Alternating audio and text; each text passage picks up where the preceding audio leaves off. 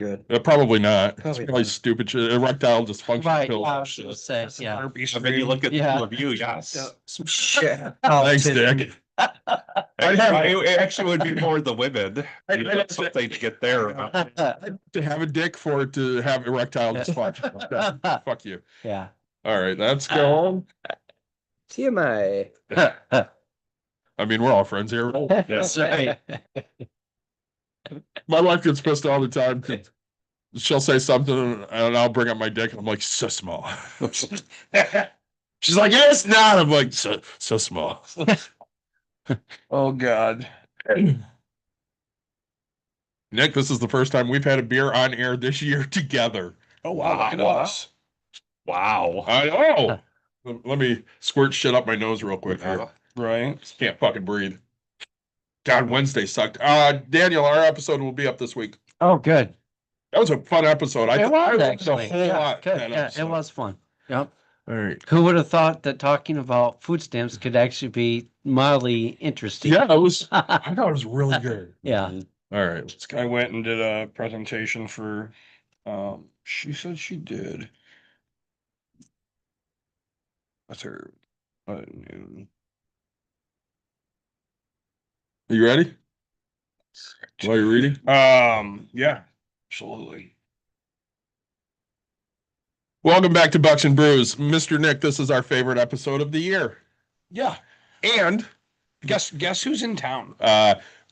Seawick parents. Yes. Yeah. Not just the Seawicks are here. The Seawick parents, of course, are in Yes. town. I got That happened every year. We had Daniel on a couple weeks Yeah. ago, and I brought up the fact that we figured the Seawick parents were coming to town this Yep. weekend. Yeah. And he messages us the other day and goes, you guys will never guess what happened. Hey, listen to this. Ooh. Right. Look at that. For the first time all year, Nick and I are drinking a beer on Bucks and Brews. Hey, it is called Bucks and Brews. It is. I'm trying to lose some weight, so I haven't been drinking as much. I'm trying not to be a raging alcoholic, so I haven't been drinking as much. Two valid reasons. And I'm just trying to not drink as much. Yep. Yeah. Three valid reasons. I will tell you though, so my boys took second in state. Congratulations. Yeah. Thank you. Congrats. And one of my kids won. the entire- Congratulations. So I'm a 3-time state champion coach, That's good. 1-time runner up. My wife and I did taxes on Thursday, and You owe a shit ton of money. I was, to be honest, I was getting up to go to the restroom because my stomach was kind of hurting. Mhm. And then I look and I see one of my friends, and I go say hi, and the next thing I know, the other like 3 of them are there with all of their families and stuff. And I was like, well, I'm not going to use the restroom now. One thing, oh, hey, let's do a shot. Congratulations. Hey, let's go outside and talk some business. Go outside and talk business. That led to me literally getting kidnapped. He put the car in drive. We ended up taking off, going across the street to the liquor store. Your poor wife. So I'm like, guys, my wife is pregnant. I can't just fucking Yeah. leave. So I did have a drink that night, and it was the greatest time. Yeah, It of was, course it was. it was everything I dream of about drinking, right? Yeah. Like if you're gonna kidnap me, like let's go party. So speaking of drinking, what are you drinking today? I am drinking a David sponsored garage beer from the Kelsey brothers, and there's got to be somebody else in that investment. Oh, I'm so- sure there is. But I decided on this today because you're watching your weight, and this is a very low 95 calories. I say I appreciate it. Thank you. And I'm watching my liquor content, and this is a low 4%. Yeah. Good. We're both covered. I say the lime one, I enjoy. You know what? You like the regular one I better. was thinking about this on my way here because David's like, "Oh, I'm gonna have a beer," and I like even though when I might say a hint of lime, Mhm. I get a Bud Light after like my 15th Bud Light. I will then put like one slice of lime, squeeze it in, put the lime to the side. Nothing else in my life do I want like that hint. I want full, robust flavor, things like that. But that one, too much lime for me for some reason. I'm going to do a callback to a past episode. Yeah. Because I was thinking of this today, because after that, I have an energy drink called Son of a Peach. Ooh. And I'm like, Nick and I tried that Busch Light Peach. Yeah. Which was very peachy, which was great, but way too Busch Lighty. Yeah. That's why the stuff that we've gotten at I'm not. Murphy's in Wrigleyville the Way peach better. is way better. Way better. Because it's peachy, but not much lighty. Well, you're talking now, so we'll introduce The eye candy. the eye candy of the episode, who's on a lot, Mr. Michael Bunson. I'm not on it. You have not been on a long time. I need to start getting Yeah. better at that. So, what are you drinking, my friend? I mean, I'm the extremely boring one. I've got City of Portage tap water. No, no. Literally what I'm drinking. Nothing wrong with that. And then, of course, we have the two that are always on our baseball episodes, Mr. David and Daniel Seawick. Welcome. Gentlemen, what are you drinking? So we are drinking a Kitty Wampus soda, which is tart cherry. It's excellent. Very good. And then I'm going to chase that with some Diet Mountain Dew. The hard stuff. Yes. And And that's a big container. And it will mostly be That'll gone. that'll get you Yeah. definitely back home to the parents And that's the plan. with plenty of energy. and I'm kind of going to do the same. I am drinking the same Kitty Wampus cherry soda from Holland. It's very good. You can definitely taste the cherries in it. Oh, this thing is so. And Soda's I'm going to great. chase it down, maybe even mix it with some yerba mate. It's a good energy drink. Yerba is a South American plant that's got caffeine in it. So, the Seawicks asked me earlier to find Kitty Wampus soda, and they're from the Can? Lansing area. Mm-hmm. Absolutely. Oh, thank you. That always sounds good. I've never seen this. This is an energy drink, sparkling. It's not sparkling water. No. Huh. All right. Let's see And here. it's not like too much caffeine. It's not okay. it's- Is it natural caffeine? It is. Okay. It's like Wow. maybe a cup of coffee's worth. So You're hippie to me. I'm telling you, you are. Like you always show up with like these like yeah, local brew, brew coffees in a can or whatever, or like herbal teas Yeah, and shit. I think And I was that's- like, wait, this is I didn't Yeah. know this, man. And I was like, that's Yeah. got to be like all natural. I'm always looking for more natural ways to get my caffeine. Yeah. So, like a lot of like I've moved away from like caffeinated sodas as much as I can. And a lot of like green tea based stuff. So like the V8 energies where I feel like I'm getting vitamins Yeah. and my caffeine. I do the same. So Sure. So, hang on. yeah, The Seawicks asked where they can find Kitty Wampus. So, they live in the Lansing area. Yes. So, in East Lansing, the MSU Dairy Store has it. Oh, okay. yes. That's for sure. And in DeWitt, Bellinger Meats. Okay. Oh yeah. So, know both those. you can Excellent. find Kitty Wampus That's soda very at both good. of those. Shout out to Kitty Wampus soda, Yeah, Joe. He's yeah, great. Absolutely. Very good. And you can find it now. I've definitely found it now in the Hardings down there in Portage. Okay. Oh, good. yeah. And I'm trying to get the zero NA bar to once they feel like they're ready to do something more, add them to their. We need to get you as a distributor for them. Yeah. Well, we should. I'll talk to Soda Joe. I could always use more money. I know you could. So, Can't we all? Well, yeah, but I'm literally trying to make almost Yes. nothing right now. yeah. The substitute teaching, not easy. No, that's I did that for actually 2 different times in my life. Yeah. And yes, and it pays more now than it used to back then, but Especially a inflation. week like this where I was sick the entire week. Yeah. And so. Yeah, you don't get literally paid no money. Yep. So, Professor, you went to Cincinnati. I And did. you wanted to talk about that. So, let's hit that before we I did. get rolling. Cincinnati, great baseball town, and I actually stayed in the official hotel of Cincinnati Reds. It used to be. I don't know if it still is.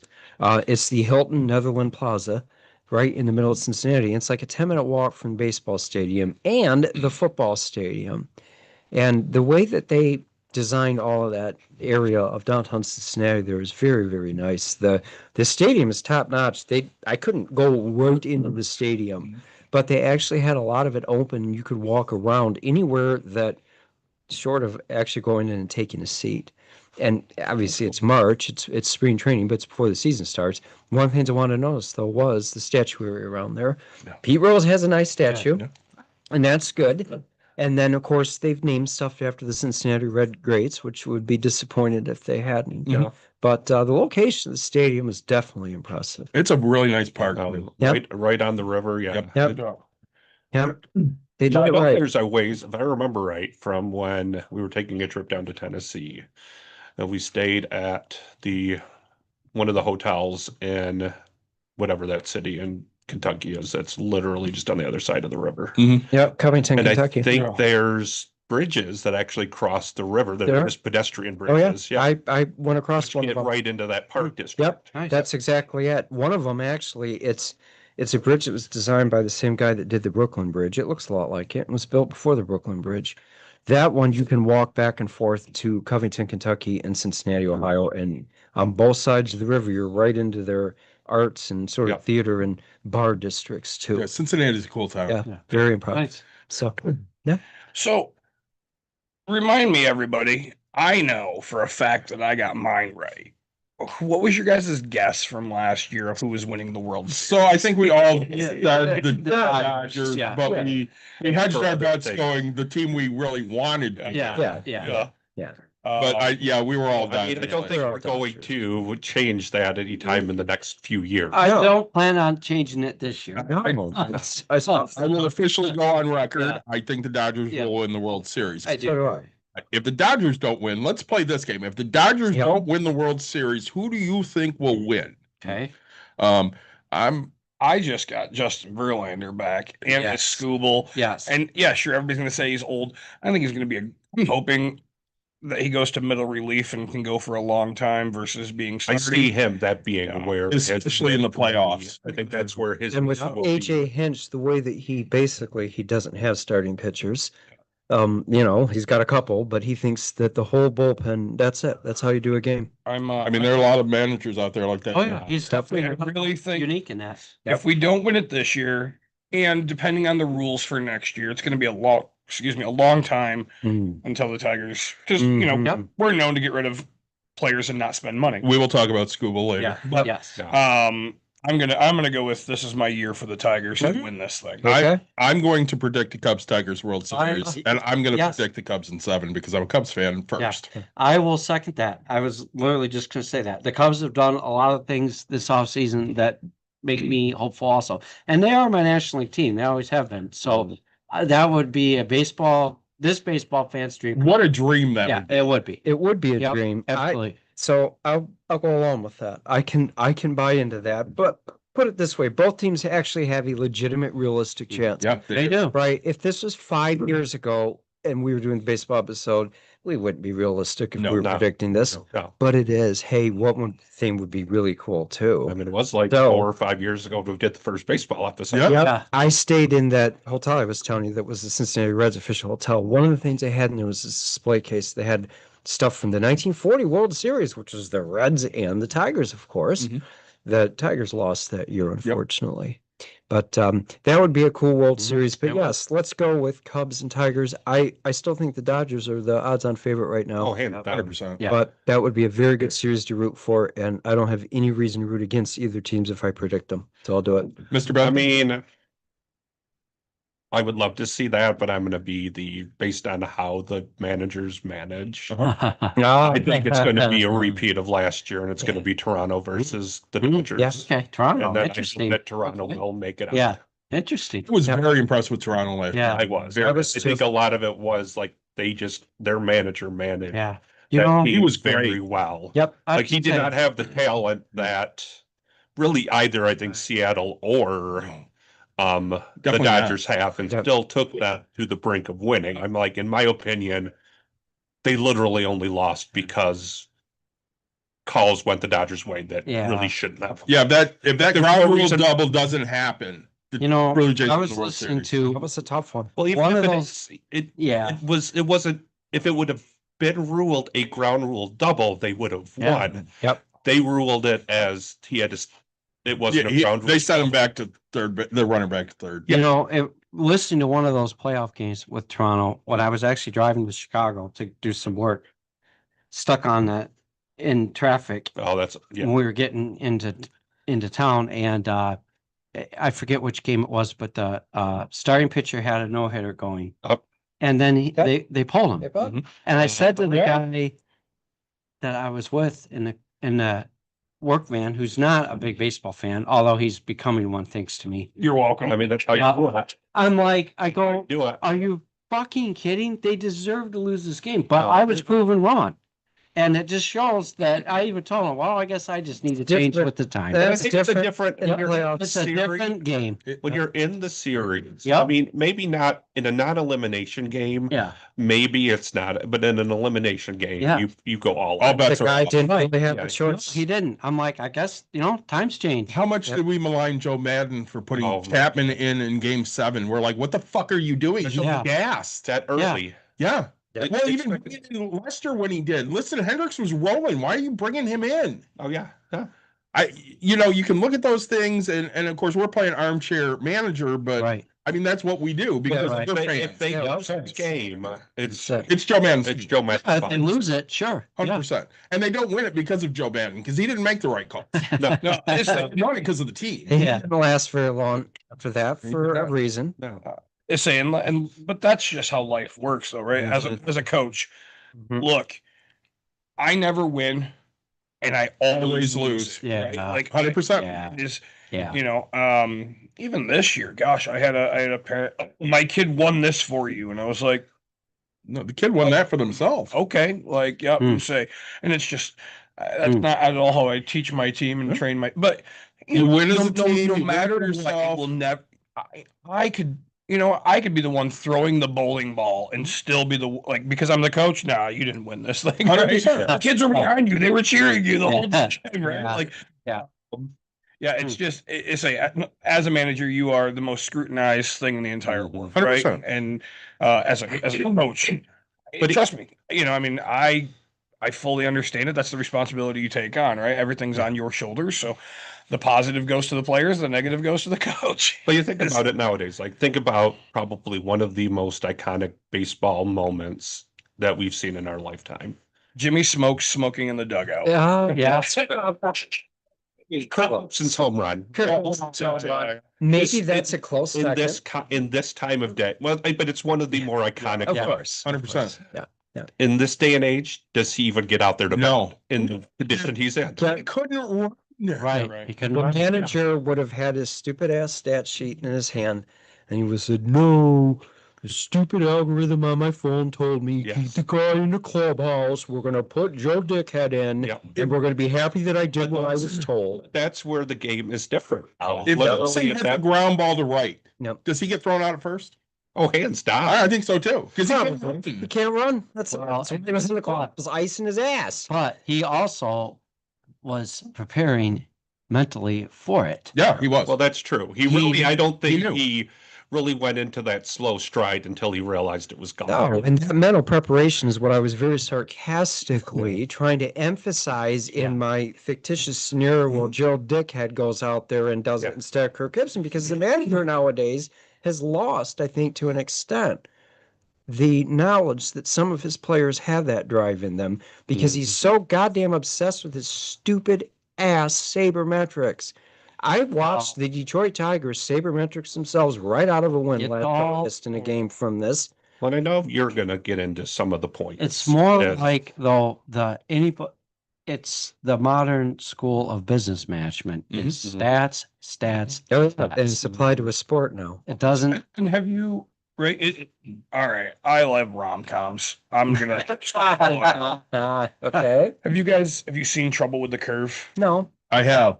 Okay, so it's a baseball movie Okay. that happens to have a romantic story. I watch it for the baseball. Yep. You like the fact that Justin Timberlake and Amy Adams were. I just like Amy Adams. Let's be I do clear too. about it. It's a sexy woman. Yeah, But you can admit that too. it's got Clint Eastwood, right? It does. So, Oh, so yeah. What's wrong with that? and it's the dude that plays Shaggy in the Scooby Doo. He's Matthew Lillard. There you go. You guys know all these things.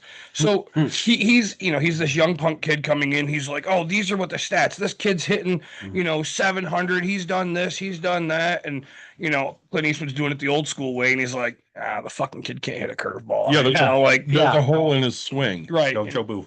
But the the stats don't show a hole in his swing. Well, he's a high school kid. Of course it fucking doesn't. Doesn't anybody. The guys he's facing don't have a great curveball to throw. They're also high school kids. Yeah, Yeah. David, you're that's a good. pitching coach, so you call the pitches and things. Give me a minute. And but you look at it, and now, gosh, pitchers are being told, hey, statistically, what is the thing that he strikes the most on? Right. Low and away, high and inside, Yep. And so, you get to this point where I still run very old school, right? Mhm. Like, you know, uh, I look at things and go, all right, in this situation, what is my best percentage of a person being able to step up? I've watched this Mhm. one melt down, and I've watched this one just Yeah.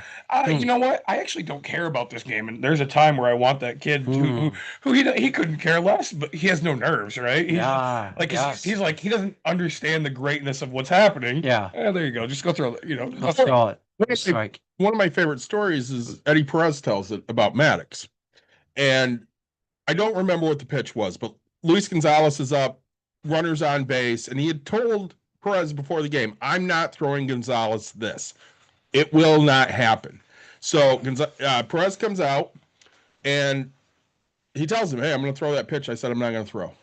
And he goes, why? He goes, because he's going to hit the shit out of it. Yeah. But 6 months from now, he's going to... That was bag of shit. Was it bag of shit? That was the bag of shit. Okay, so Yeah. Jeff Bagwell. Vinny Paredes was the one that Oh, wanted yeah. him to walk. Wow. Yeah. He Yeah. said, Yeah. So that's what I'm going to throw that. He's going to pop out to Chiffer. So he threw the pitch. goes yard. Bagwell goes yard, and 6 months later, he's expecting that pitch, Yeah. and Maddox In the playoffs. in the playoffs, and Maddox knew it, so he Wow. did not give him that pitch, and he struck his ass out with the bases loaded. You know, Jim Price, the great Tigers announcer, the great late Tigers announcer, Yeah. used to always say, baseball players have incredible memories. Yes, they do. Don't forget stuff, See, especially the good ones like it. Maddox. That's it. And that is a good example why you cannot just manage with stats. Right. Yeah. Correct. And when it's all said and done, I would want to ask a sabermetrics guy only one simple question. Show me the evidence that this actually works better than the old Yeah. way of managing the game, because there is no evidence that it does. Are there teams that consistently win like 10 or 20 more games every single year and consistently every single year? I'm not talking about 1 year, 2 years, even 5 years. I'm talking about every time. Do they won 10 or 20 more games? Or are they always getting into the playoffs to the World Series? Perennial contender. They aren't. There are no teams that are doing this in any greater way than they were before sabermetrics was Nope. used. The evidence just doesn't support any of this. Honestly, It you've doesn't. seen it. The Yankees have not won really in the time frame of sabermetrics. Right. They haven't. Correct. The team that And that won- was the whole reason they got Aaron Boone, was because Joe Girardi was considered to be too old school. the Yeah. two- We have to Yep. modernize. The 2001 Seattle Mariners won more games, I think, in a regular season than any other team had. did. I think, well, like 120 games. That was before sabermetrics. From straight, if you're going to try to manage strictly through stats and be a mathematician to play the game, then at one point you would stop and say, hey, we need evidence to show this is actually working. And all the evidence shows no, it doesn't make a damn bit of difference in Well, wins and losses. So It then they doesn't. keep changing, like making the rules, like I said, so it's more hitter friendly anyway. Yeah. Like getting rid of the shift, having the pitchers not hit anymore. Well, Billy Bean's big thing was we don't bunt, we don't steal, because I don't pay you to get thrown out at second base, and I get all that. Small ball is a big part of sometimes winning nowadays. You have to throw that shit out the window because Right. sometimes you do. So I've been down a rabbit hole lately. Good. Okay. Let's do it. This is my favorite rabbit hole. Okay. Ricky Henderson stories. Mm. Again, so Speaking of the Oakland A's, Will Clark's telling the story. there's They're Will Clark. they're There's in a film. spring training, Yeah. Mm-hmm. and LaRussa doesn't want Ricky to steal because he wants McGuire and Canseco to get at bats. Yep. So of course Will Clark's over at first base talking to Ricky, and he's needling it. He's Yeah. like, Ricky, why won't we let you go? And Ricky's like, I don't know, Thrill, this is bullshit. I want to go. So Will talks him into it after like the second or third pitch. He's like, Ricky, you should just go. He goes, Bro, I'm going on the next pitch. So Clark yells out, A's going. So they pitch out, Yep. Probably still makes that. and Ricky's still second Oh, shit. Yeah. safely. That's Ricky And Henderson. jumps up and he points both fingers at Ricky gone. Yep. Ricky gone. That's great. That's That is absolutely great because he was that fast.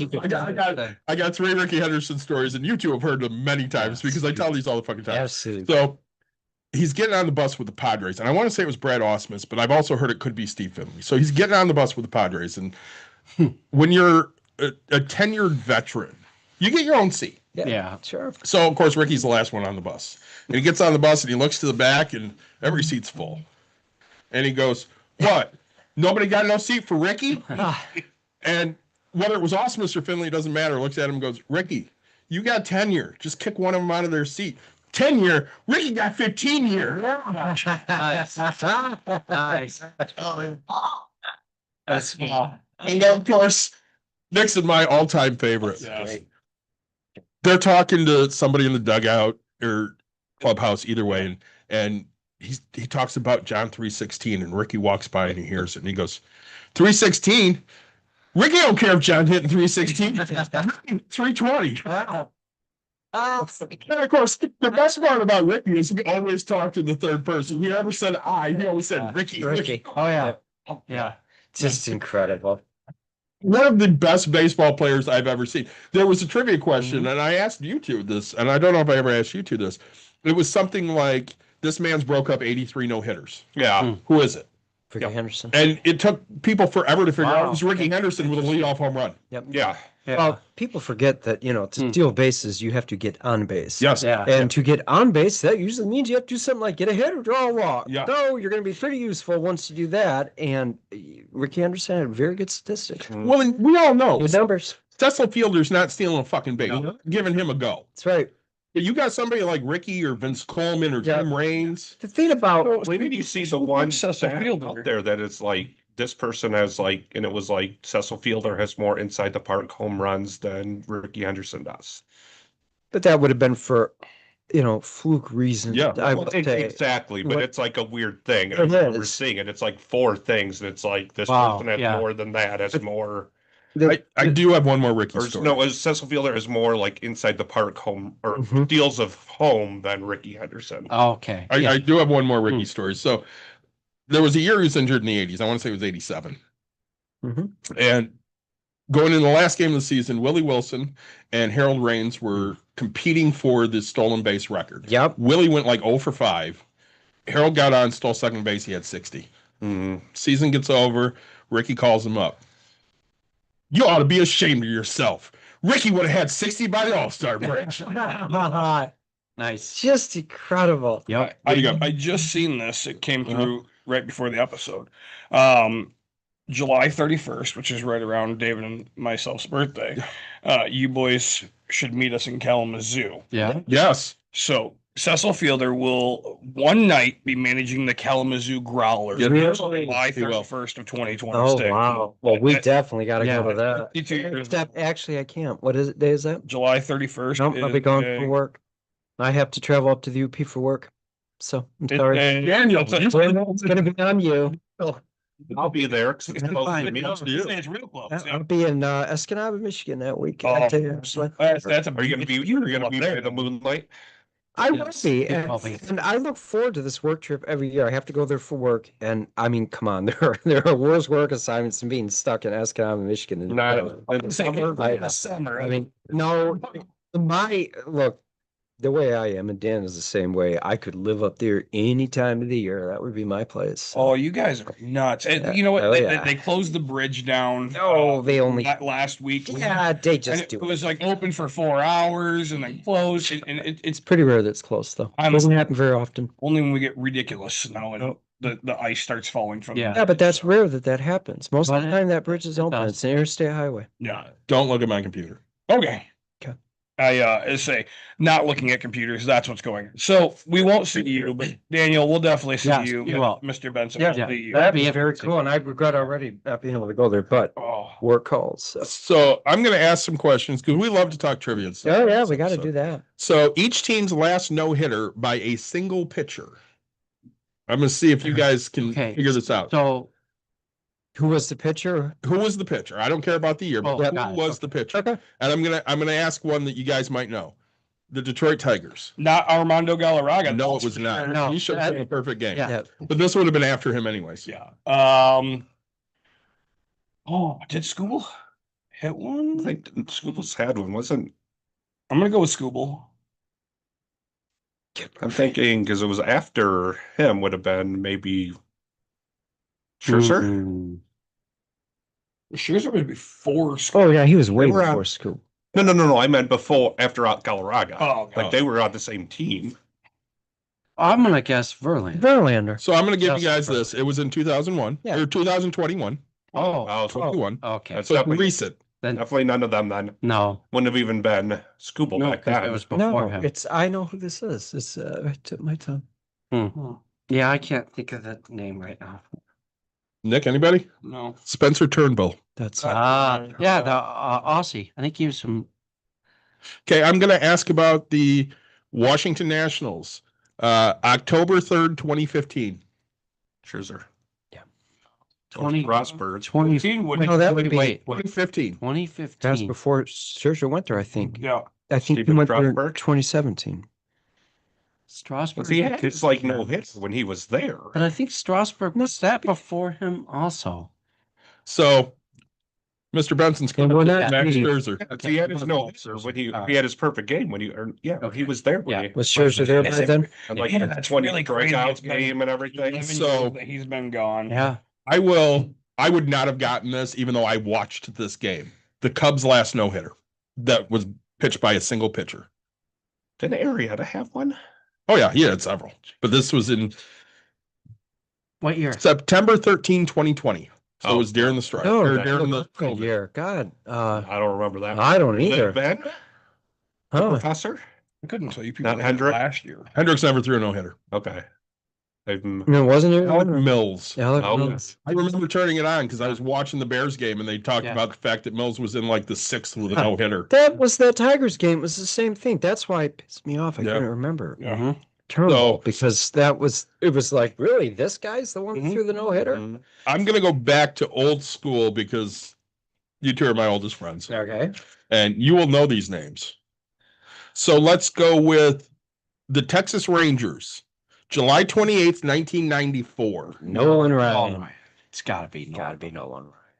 Go Nolan. I'm going to give a hint. I've been a Not Nolan Ryan. Not Nolan. It's not Nolan Ryan. Okay. I'm going to give a hint. Nick loved this guy when he pitched for the Tigers. Frank Tanana. But he wasn't still. In 94? He was. I think he was on a Yeah, I mean, he certainly would have been with the Tigers, if not. How about was it Kenny Rogers? It was Kenny. Kenny Rogers. Okay, here we go. The gambler. The Gambler. Yeah. Yeah. I didn't think his That- career that- went back that far though. That man won me. That must have been yeah. towards the beginning of it. It must have been. He was The my Tigers at the very end of his Very career. end. He was Yeah. for like 20 years. That's Yeah. true. when he came to the Tigers. I drafted him Yeah. my last pick in fantasy baseball, Yeah. and that was the year he went nutso. Oh yeah. I won that league, and that's the last time I played fantasy baseball. That year, that 2006 season, Yeah. Kenny Rogers and Jim Leyland are the only two things that team had different from the prior year. Uh-huh. And Yep. they won like 40 more games. Yeah. So yes, two guys can make a huge difference yeah. on a team. All right. The Boston Red Sox, May 19th, 2008. Oh,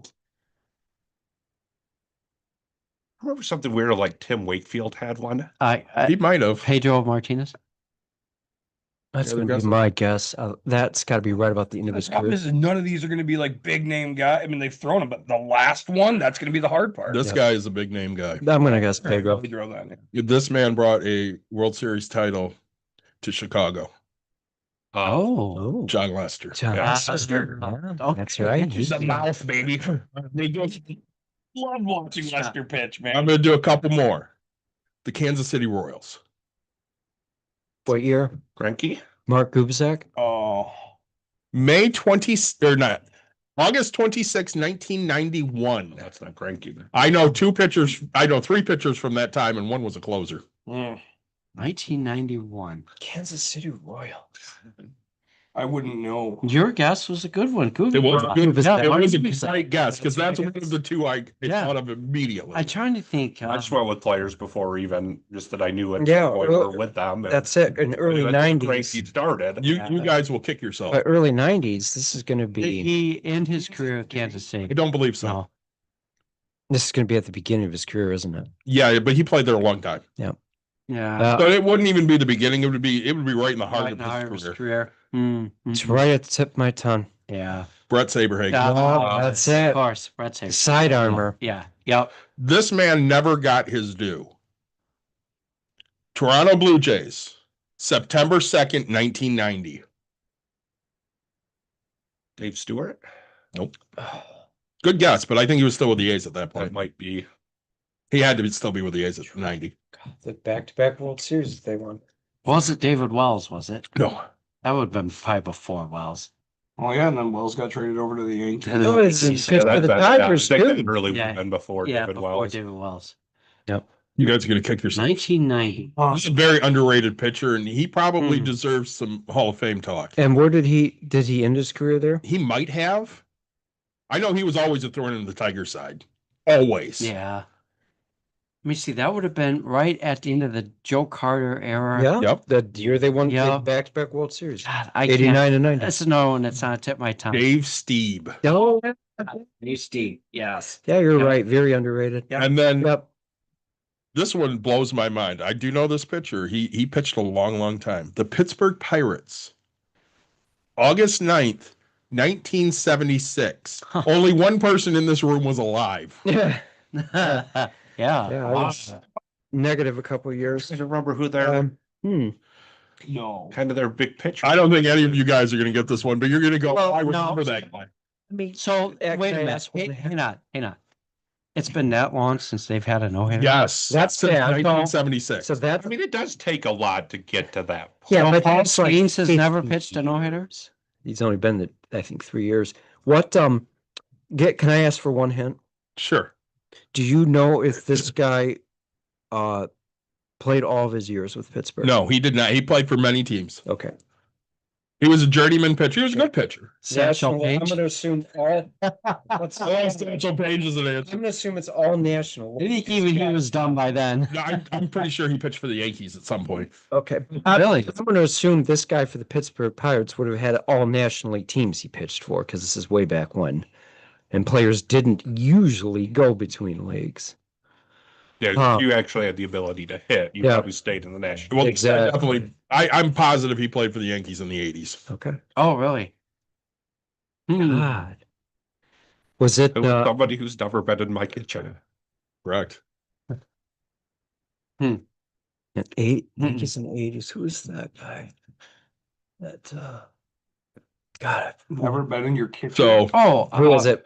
John Candelaria. John Candelaria. Wow. It is Wow. a reference Nick's going, who to the when fuck Flip is that? Taven was on Jeopardy. Mhm. Oh yeah. Cheers. Yeah.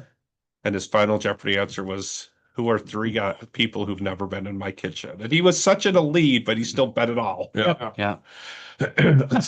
So I'm going to read this quote, and mostly I have this one here for Mike and Nick. So some guy named Lopez, I don't know his first name, was telling a story about Zach Greinke. Mhm. Okay.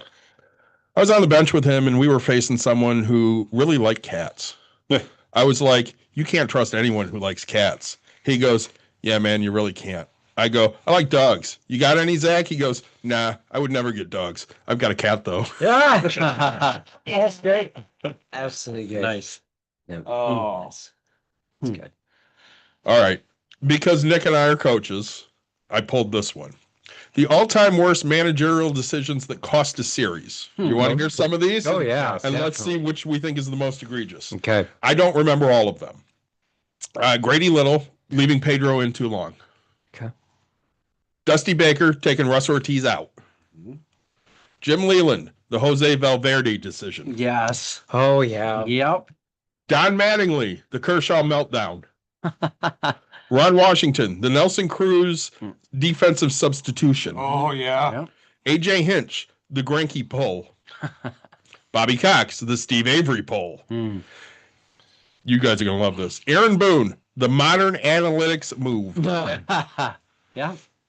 Joe Madden, the Aroldis Chapman overuse. But again, that didn't It didn't cost them. series. Yeah. Yeah, cost them the series. Jim Leland, that didn't cost them the series. I don't think it did. No, but it was very unpopular. I remember Jim Leland. He defended his move when He did. But he stuck up for the pitcher and took the heat yeah. Yeah. because he was a good He's a good stand-up guy. Yeah. Yeah. yeah, And that's I- what you got to do. If Yeah, you're making you a do, decision to do it, That's it. you've got Yeah, to take You do, yeah, and responsibility. exactly. I'm gonna pick on Aaron Boone just because hey, it's the Yankees. Let's Yeah. pick on the fucking Might as well. Yes. Yeah, And I The hate only team we want sabermetric. to have more lose than And the we've Dodgers. yeah, Right. we've already established that I hate sabermetrics. So yeah, let's say that that was the worst decision that cost them a series, and screw them, it's the Yankees. So good thing that it did. All right, I got a bunch of these. I just got to pull it up here. Okay. Um, build your all-time. So we're gonna go with. Oh my god, I have to fucking hit continue on 18 things just to open this stupid ass document. Build your all-time 80s infield. Oh, 80s infield. Good. perfect. There you Okay. go. All right. So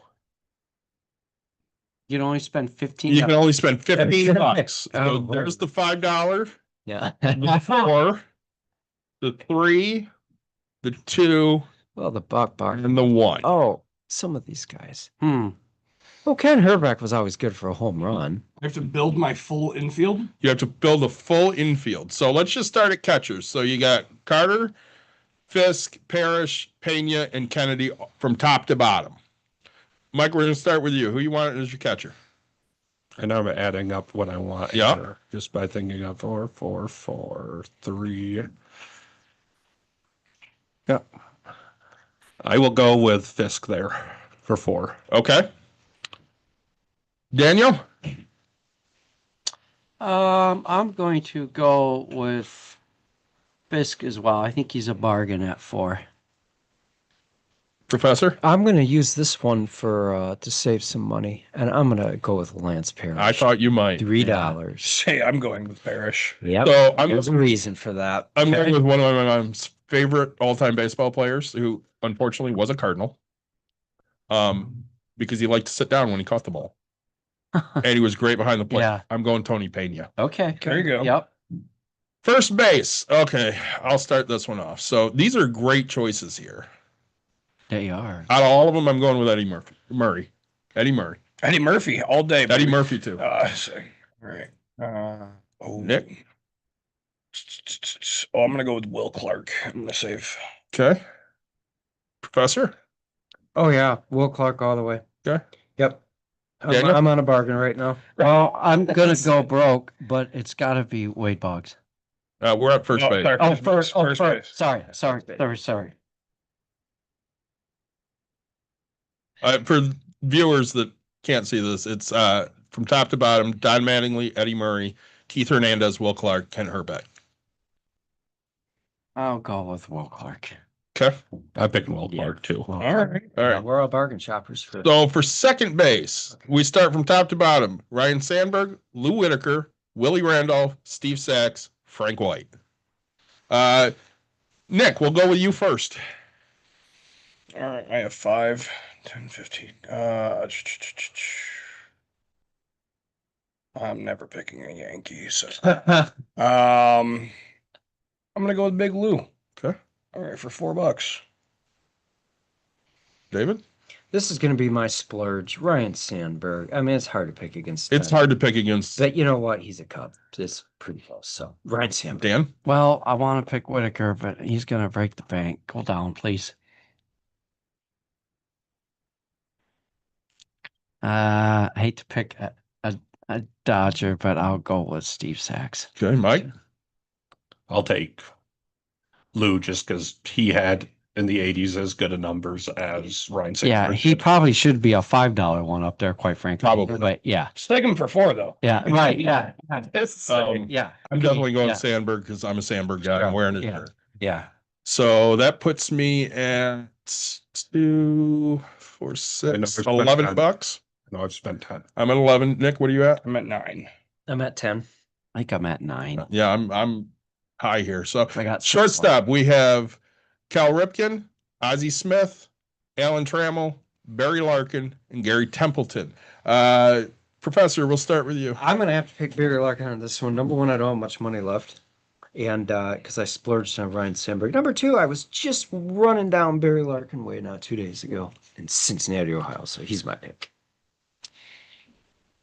I will go with Alan Trammell, even though if I had the money, it would probably be the Iron Horse, Cal Ripken. Absolutely. But honestly, for most of the 80s, Alan Trammell's numbers were every bit as good as far as the field, and really in the bat too. He just didn't play as long. I'm grabbing Trammell. Okay. And then I'll just end up with Carney Lansford as my third Yep. baseman. See, I lean towards Barry Larkin on this, but I got to save some money, so Yeah. I'm with Gary Templeton because Okay. solid shortstop, he could hit. Oh yeah. I'm gonna take that because I know who I want at third base. Nick. Sorry, $6 to spend, and I have to figure out what my worst case scenario ends up being. I want to. Oh gosh, I want a third baseman.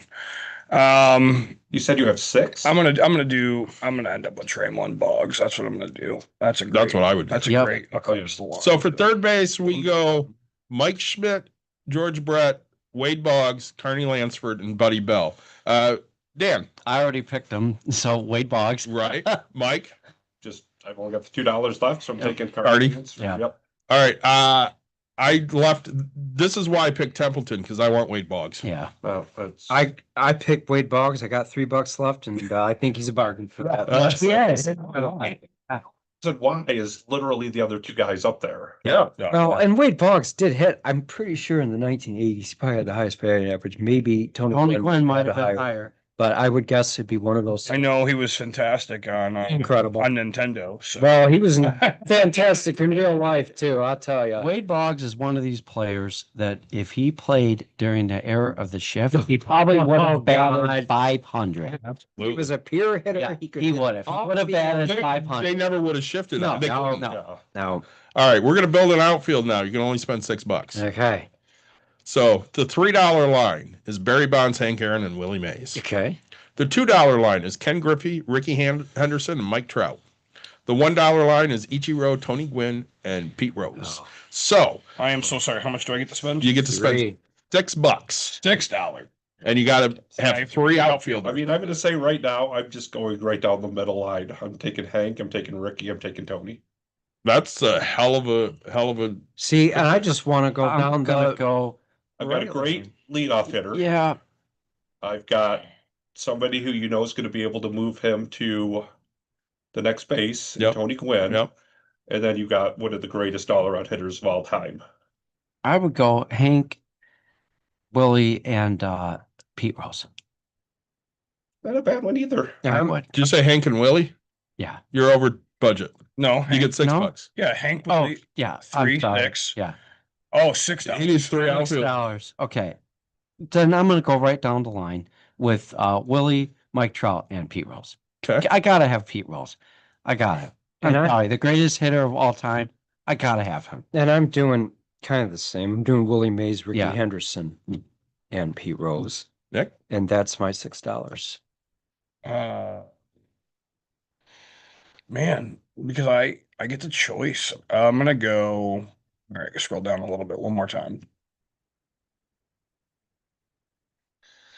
I'm gonna go Willie Mays, Ricky Henderson, Pete Rose for my 6. Ooh, So- I kind of want. You know what?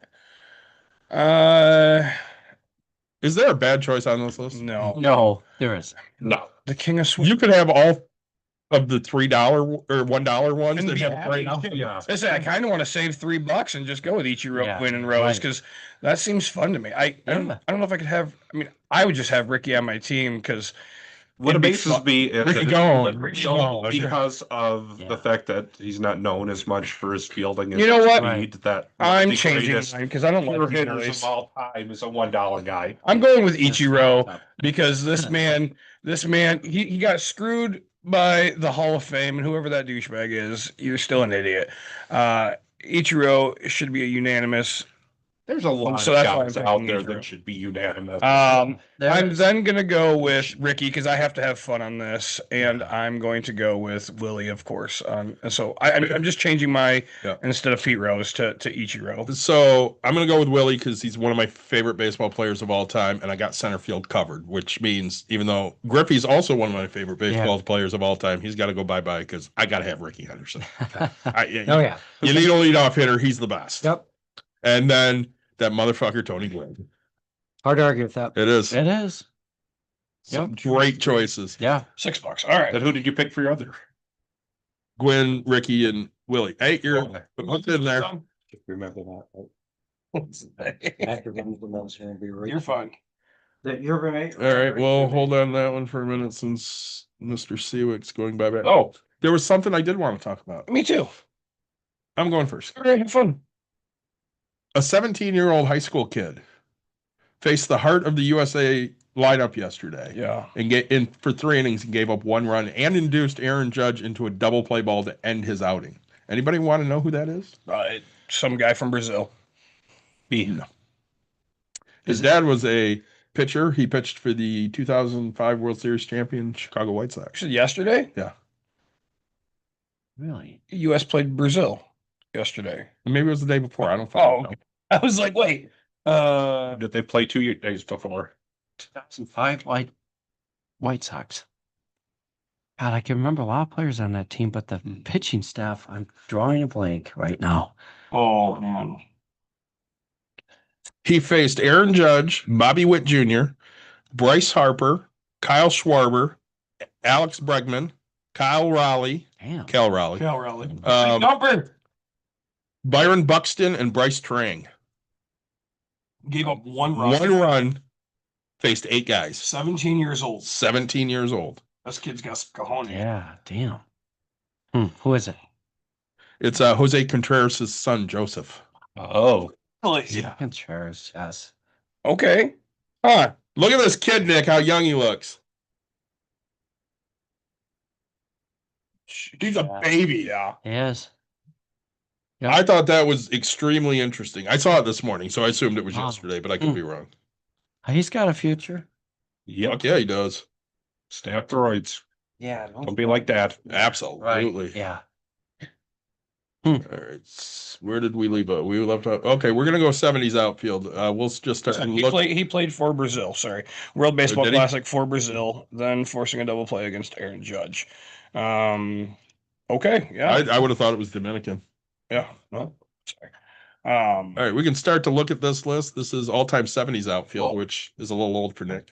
Yeah, same. Okay. But I still know. I Yeah, you mean, know these guys. Oh, How much do we have to spend?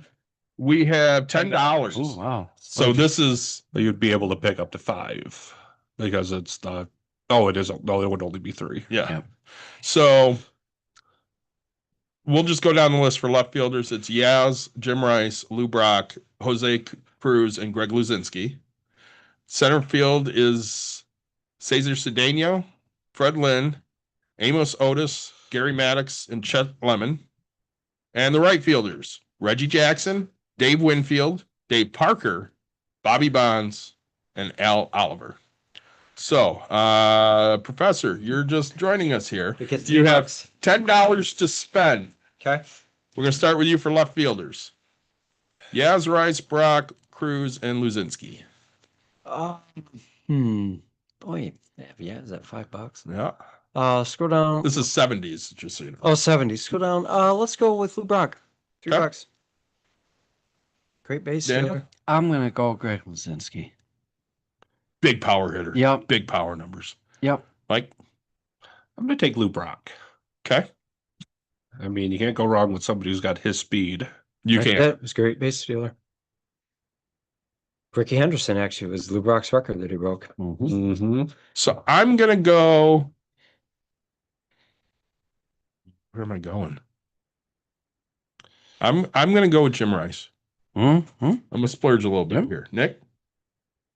yeah. I'm gonna go. Take the bottom for $1. I'm gonna go with Greg Luzinski? Yep. I'm gonna guess. I'm actually gonna save so much money. You guys are gonna be crazy impressed. We'll start. Who did we just start with? Was it Daniel or David? David. It was David. Okay, Nick, let's go with you. Yep. $1. $1. I'm actually gonna go. I'm building a small ball on this one. I'm going with Chet Lemon. Okay. I have money to spend, but I'm not going to. I have $2 invested in mine. Yeah. I mean, you could get an $8 player, but they don't have that. Professor?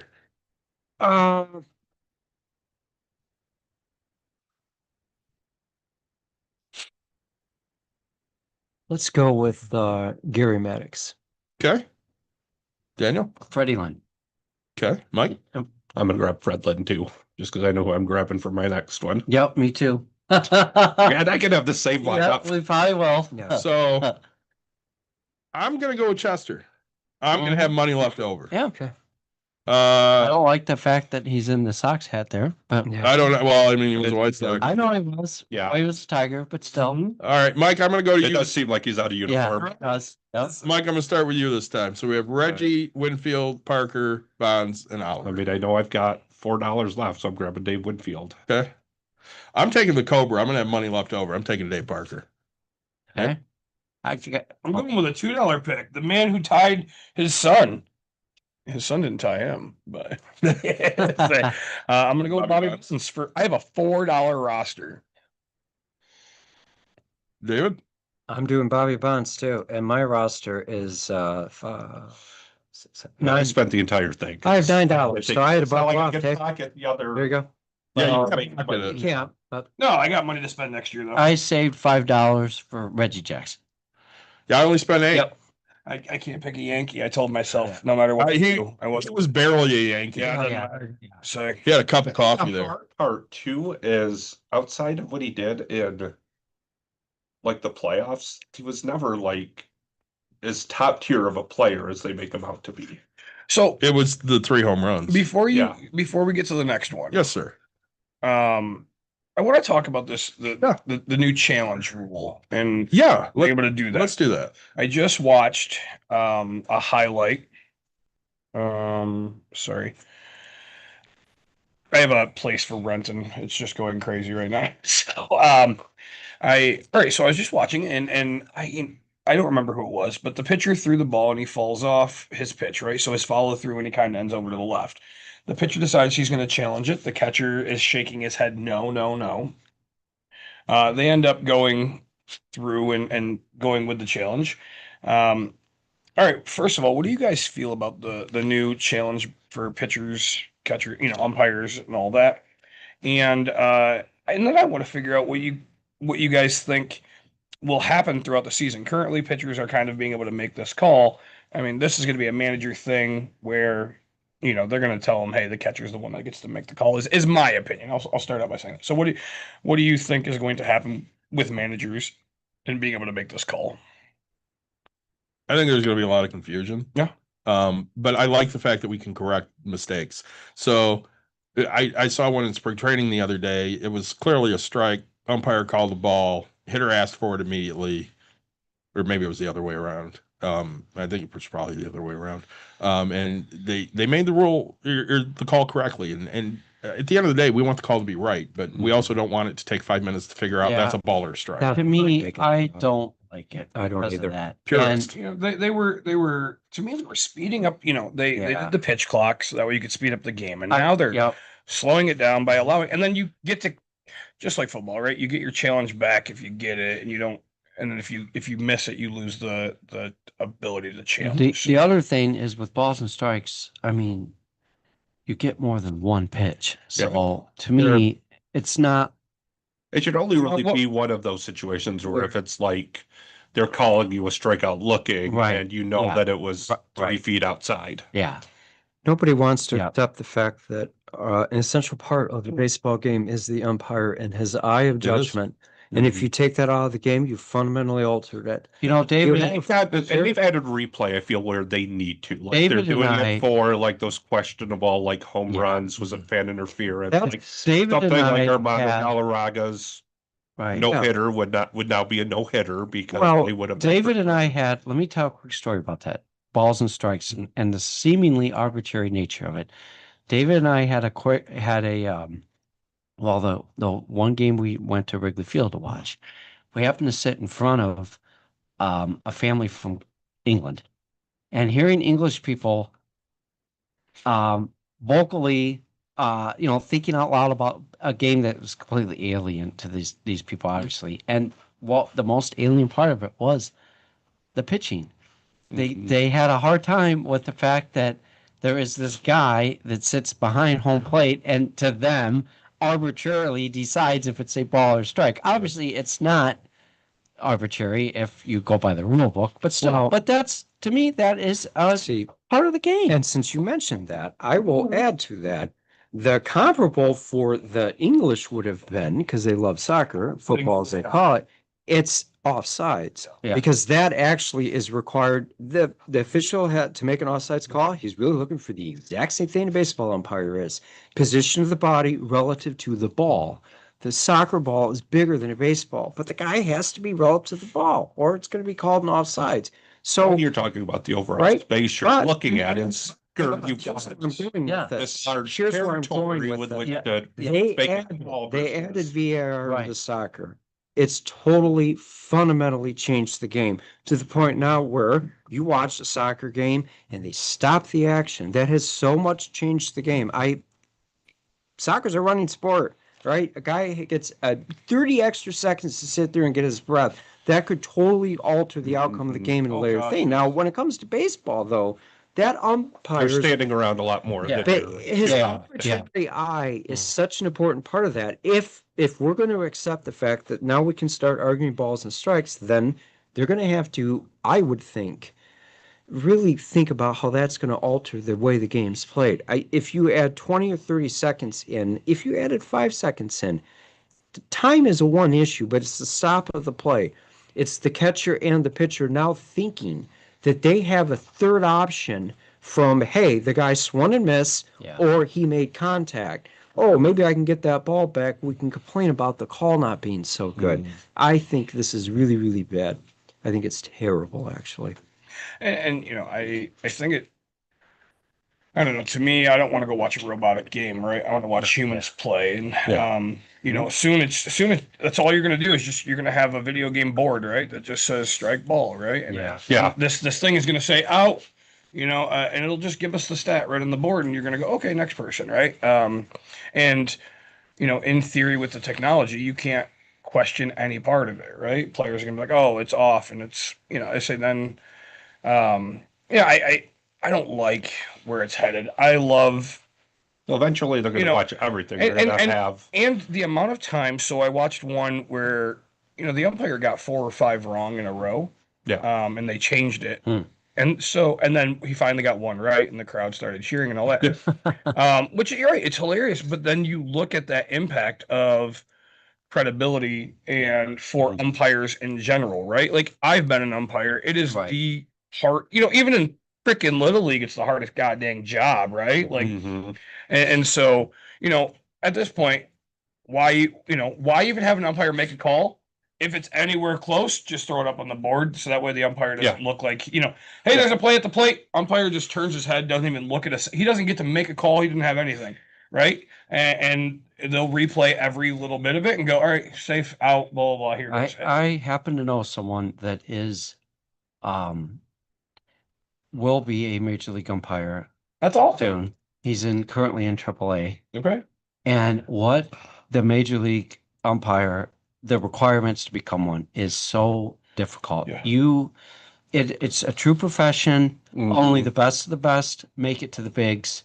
That's so different than the ones that get to play. So They different. get to go on to the playoffs or the Right. top tier of that. It's so different already than comes like with crop. what the NFL requires or any Mhm. other sport. I think the only thing that would be comparable, to use your English football analogy, is what those people have to go through to become Mhm. one. Because So- they have a very Yeah. similar formal academy system. That So I think sometimes people Yeah. forget that it's not Yeah.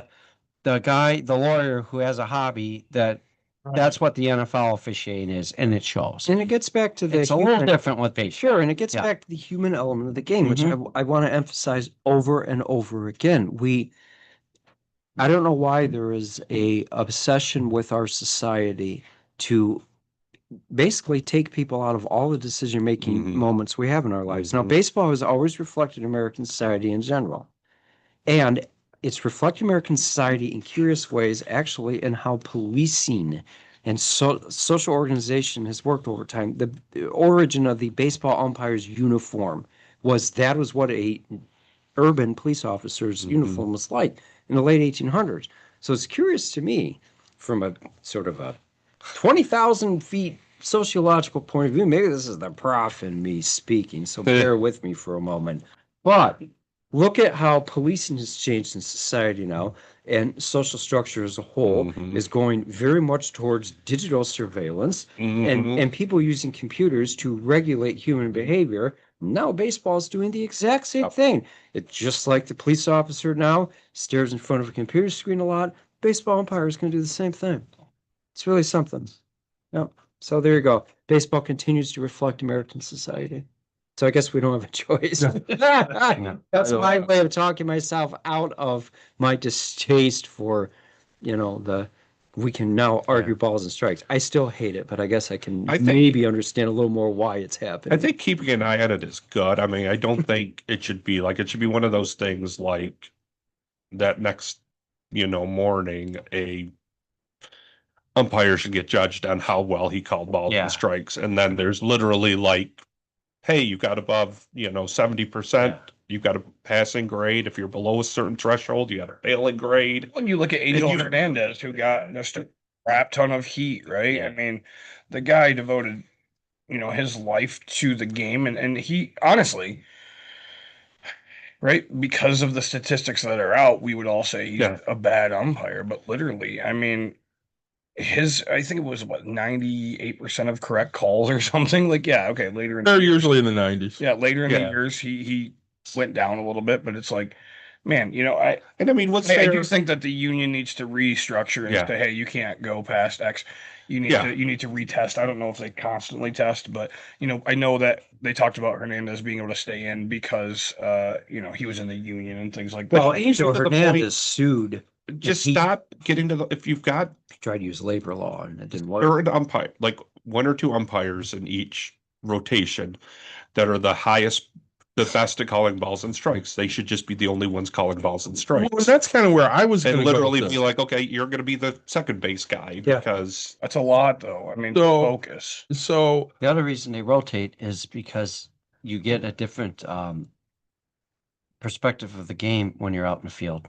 yeah, So people have asked me why I don't get into umpiring because obviously I retired from coaching and I have umpired and my feeling is this: if I could only work the field, I would umpire because I don't trust my eyes behind the plate. yeah. I can see close up, I can't see far away, and I feel like you need to see the whole thing to really get a good view. So if there was the possibility of Angel Hernandez never goes behind the plate again, I'm all for it. Yeah. Joe West never goes behind the plate again, I'm all for it because they're fine in the field. Yeah. But it takes a certain skill level to be behind the plate and actually see what you're seeing, and that's where the problem lies. Well, I mean, I got accused of too low of a zone, right? I mean, and granted, here, my zone never changed for the game, but throughout time, I tried to bring it up for because I don't want to switch it during the middle of the game because No, you don't want then to.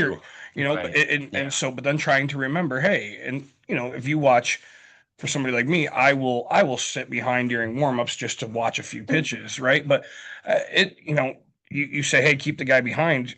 Keeping a guy behind, like as a coach for bowling, right? To watch every single ball. So if there's 5 kids, 10 frames, minimum, 60 bowling balls, right? Because if you're getting all of this, eh, maximum like 120, something like that, right? Like it is. Now you're watching that day and day. Like my brain mentally at the end of one day, if I'm actually doing high caliber coaching, right? Like, you're fried, right? So you need that day off of rest. Well, I mean, And that's what I was gonna.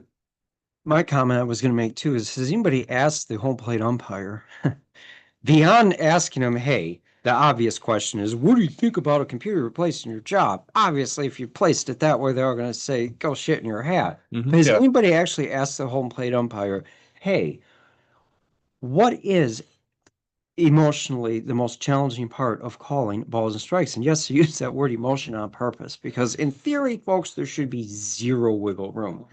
The baseball rulebook has a very descriptive explanation of the strike zone, and it compensates for guys being different heights.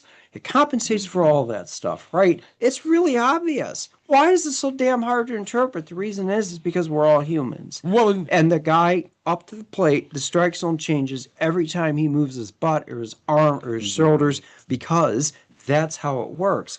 A human being is actually probably going to be better at that, possibly, than a computer. And this is part of where You've got to set an people are algorithm. going to start arguing nonstop. Well, the computer got the call wrong.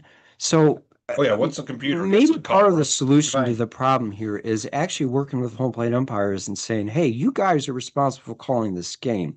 Get it right. Here's how we're going to help you do it. Yeah. And give them the opportunity to admit in the middle of a game that they blew a call, let them fix it and move on. Part of the problem with VAR, or Yeah. sorry, use a soccer term, but part of the problem with instant replay is it gives everybody this insanely high perfection bar to reach, and they cannot, absolutely cannot accept the fact that it might not get there. So you spend the entire game arguing about the stupid rules instead of just playing it. Well, see, and one of my biggest arguments, especially when it comes to the strike zone, is it should be consistent from high school, actually Little League, all the way up through the majors. And it's just fucking not. It shrinks every level you get. Because I know with Nick, Yep. the letters to knees were a strike. Oh. Maybe even a little bit below the knees was a strike. The And you rule get to the book- majors, and it's like above your navel to below your navel is a strike.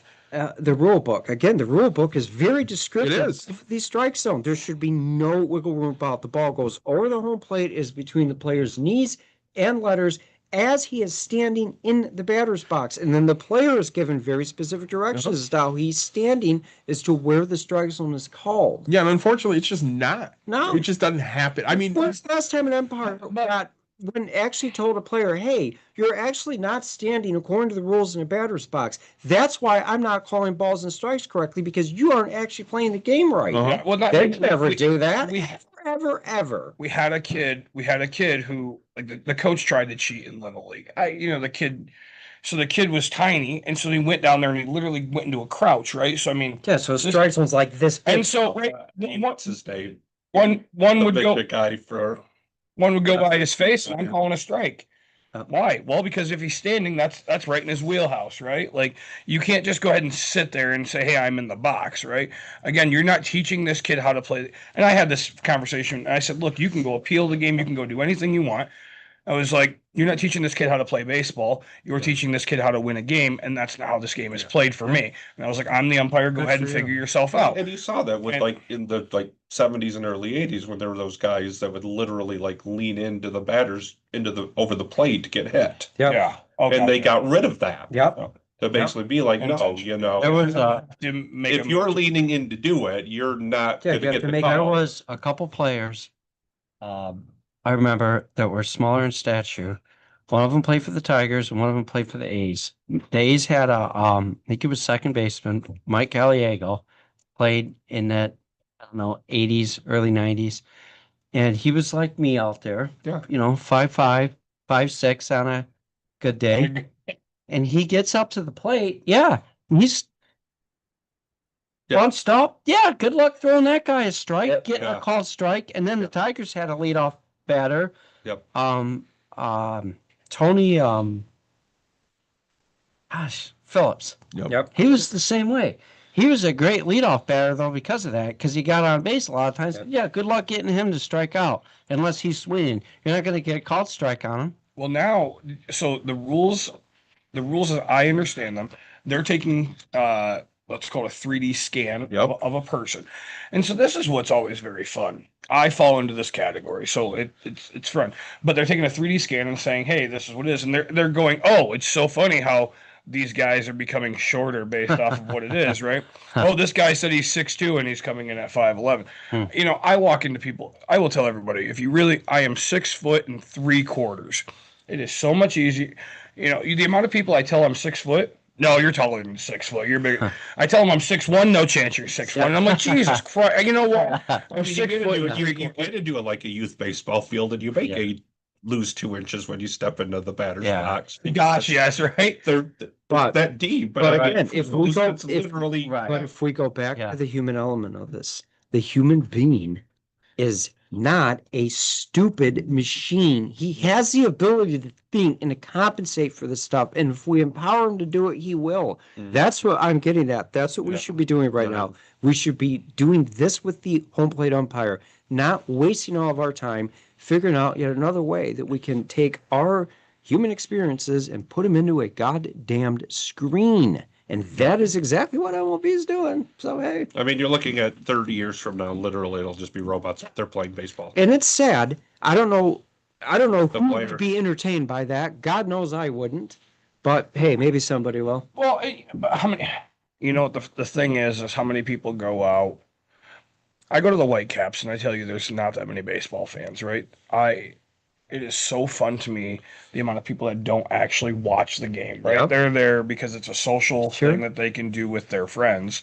And going with you guys, right? Like we're playing mound ball because we're watching every little bit of Yeah. the thing. I go to a Lugnuts game in Lansing. It's the same way. But every one of those games, you can tell there are people there that are actually there to watch the game.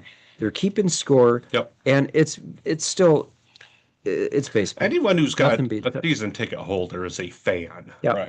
Right. Maybe not at the big league level, because then you're dealing with a lot of like rich people who are just like Yeah. entertaining there. Sure. But at that level, any season then- ticket holder for like a Even then, the last actually the last couple Detroit Tigers games that I've been to, went with Daniel, and we sat behind people that were season ticket holders. You just know it by listening to them talking. I'm saying, and there are it's- plenty, but some yeah. are still doing Yeah. it for the business side. They are, but in a major league, a situation like where the Tigers play, I mean, you get a lot of people that will just swing by after work and casually go to a game, which is how it used to be. That's the whole reason why night games existed in baseball. Mhm. And that's a sign of a very good fan base. So it's good. But yeah, you still have your casual baseball fan. And for a purist like me, guilty as charged, it's entertaining, yes, to go to a baseball game and watch people that don't know much about the game. But then you're also really happy when you see the people that are keeping score. Well, keeping score is a lost art. I know one person that's 30 years or younger that knows how to keep score with paper and pencil, and it's my kid Yeah, Mhm. because I taught her how to do it. sure. I don't know of any. There are kids that can keep score, but they do it on the iPad. Yeah, they don't Which- actually have And you the- literally just have to be hit. Yeah, Yep. I mean, Yes. it's still it's different. it's still difficult to do, but they don't understand the intricacies of actually, Filling out those. yeah, Yeah. a little line between first and second because the runner was out Yep, at second. But that's how and that is how I was taught the rules of Yep. the game. And Daniel, I'm sure, would say the same thing. Our dad had all of the kids during baseball practice. Dave, you know this. I do. He had you do it too. Yeah. You kept score. At one point, every kid had to do it. And that is how you learned the rules of the game. Correct. That's how you did it. Yep. So, all right. So I got a few things I definitely want to hit on. So I thought this was a crazy stat. Oh, boy. Kyle Tucker will be paid $1 million in salary in 2026. Yep. And his signing bonus is $64 million. Yeah. Thoughts? Well, that is, he should have a much bigger smile on his face. Yeah, no shit. I'd have the biggest shit-eating grin on my face ever. Some idiot just gave me $64 million to play a game. But this is all, I think, partially because of the elephant in the room of what may happen next year.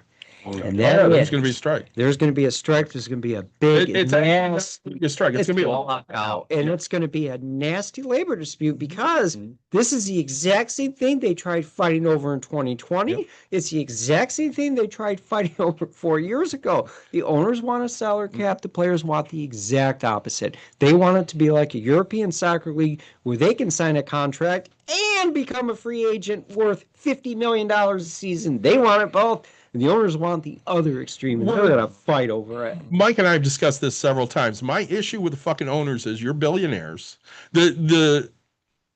For net worth, can anybody name, not you, the lowest net worth owner in Major League Baseball and an approximation on how much their net worth is? I couldn't, if I had to take a guess, only because it's just a name that I know. Maybe Stan Kroenke. And he owns like 5 other professional sports teams around the world and probably has a net worth well in the billions, but he's not probably quite as worth as, a guy like Steve Ballmer. Steve you know, Ballmer's dead. Well, and a guy like, when he was alive. I know that people would probably say the Pirates because the Pirates are notoriously cheap as shit. Mhm. They're middle of the pack. Yeah. The cheapest one, you were just there, the Cincinnati Reds Cincinnati owner, Reds. at approximately $132 million. Yeah. There's only like 5 or 6 owners under $1 billion Yeah. in net worth. And his team's probably worth more than he is then. Yeah. Oh, absolutely. And I'm they sure sit if he there. had like a valuation of his total. Yeah, he could sell it for way more. Yeah, And but this lies the yeah. problem because the owners sit here and cry poor all the fucking time, but they make money hands over. What I would like to see is if they're going to institute a salary cap, I want to see a salary minimum. That's what Mike and I talk about. There That's has to be fair. a salary The floor. NFL has that. You For that have to reason. spend at least $80 million a year on your players. You Yep. lose your franchise. Correct. Period. And Yep. it is a franchise organization for a reason. The NFL has Yes. never had a problem asserting its franchise authority over the I team. think if they did that, that would actually get the players to agree to the salary cap if it was big. It might. Well, and I saw this stat the other day, and I asked Mike this question. I said, they talk about how great the NFL is parity wise. Yep. Since 2010, these three teams Yeah. have always made an AFC Yeah, championship you and I game. were talking about this last week. Yes. Amazon. It's the Patriots, Yep. the Chiefs, and one time the New York Jets. Yep. Yep. How is that parity? I agree. No. Yeah. Right. Until this past year, look how many consecutive seasons the Bears had a losing season. Yeah. The Lions, The Lions. until a few years ago. No. Yeah, there's no parity there. But, And the Bears have one of the highest ticket costs Yeah. in the entire NFL. so Yep. I I think think the parity there boils down to some owners are just stupid.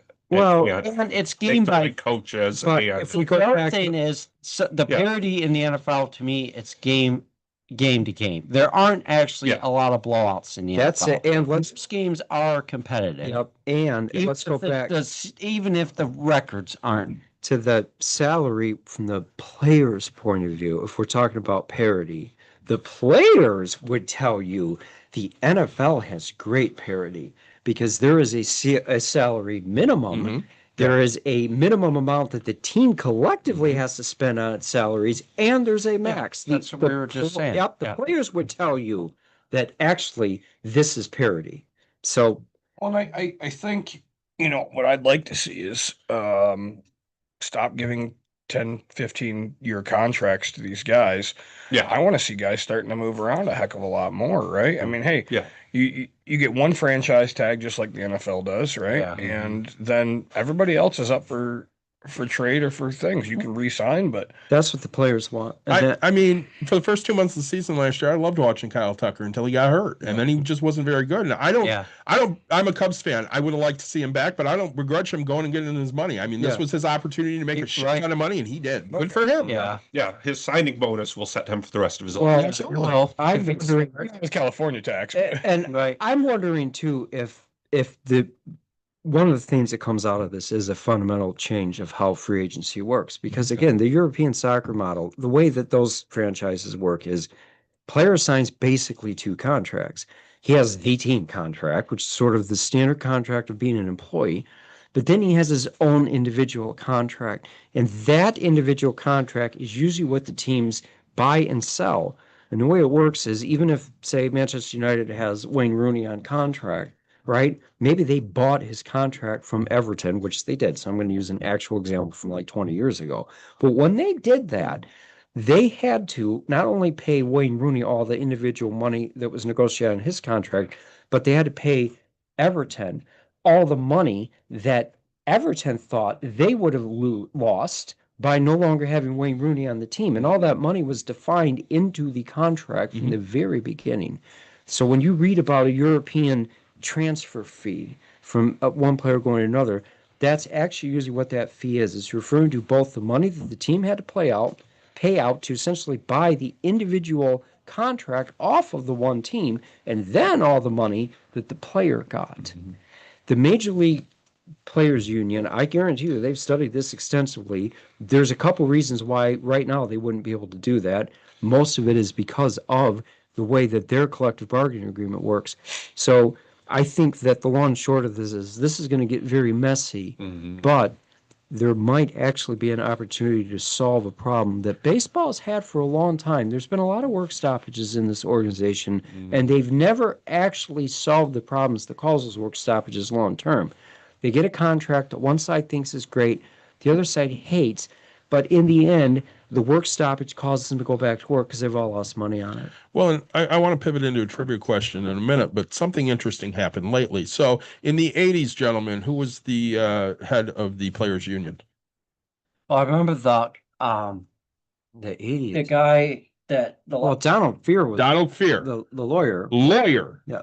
Who just stepped down as the head of the Players Association? well, it's Tony It Clark. was Tony Clark, former A Tiger, player. not a lawyer. Yeah. Mhm. And he was a player and he had, but Much maligned because he was not good at this. he wasn't, and he was out of personal problems right now is actually what forced him out. Yes. I bet the players are going to be glad though. I've been involved in labor negotiations before, and I can tell you right now, if you do not have a labor attorney on your side, I don't know how. I Well, don't care yeah, what- you're I've screwed. had one. I don't care what you're They arguing. believe me. You're screwed. They Yeah, had. but I'm talking about as your chief. Yeah, you need him at the negotiator. top of Yeah, the line. yeah. he was more of the He was in over his head. with public what we face. say. Yeah. He was in over his He head. wasn't. Yeah, he was more of a face than anything. But yeah, So to pivot a little bit, yeah. we all know that Tony Gwynn had two career paths he could have gone on. He could have been a pro baseball player, could have been a pro basketball player, great basketball player. I saw this stat the other day. This is not Tony Gwynn. Hmm. This man, I'll read it to you, and you're going to tell me who it is. Was Bo Jackson. drafted by 4 professional teams in 3 different sports. Wow. He was the 4th overall pick in the Major League Baseball draft. He was a 17th round selection in the NFL draft to the Minnesota Vikings. He was a 5th round NBA draft pick to the Atlanta Hawks and a 6th round ABA pick to the Utah Stars. What year? He became a 20 he was in 1973. He became a 22-year major league legend. Racked up over 3,000 hits, won multiple Gold Gloves and Silver Sluggers, and walked straight into Cooperstown as a first ballot Hall of Famer. Winfield? That was Dave Winfield. Yep. Isn't that Is that something? crazy? Yeah, it is. Well, this actually makes me think of something I wanted to mention about Ricky Henderson way back at the beginning of our episode.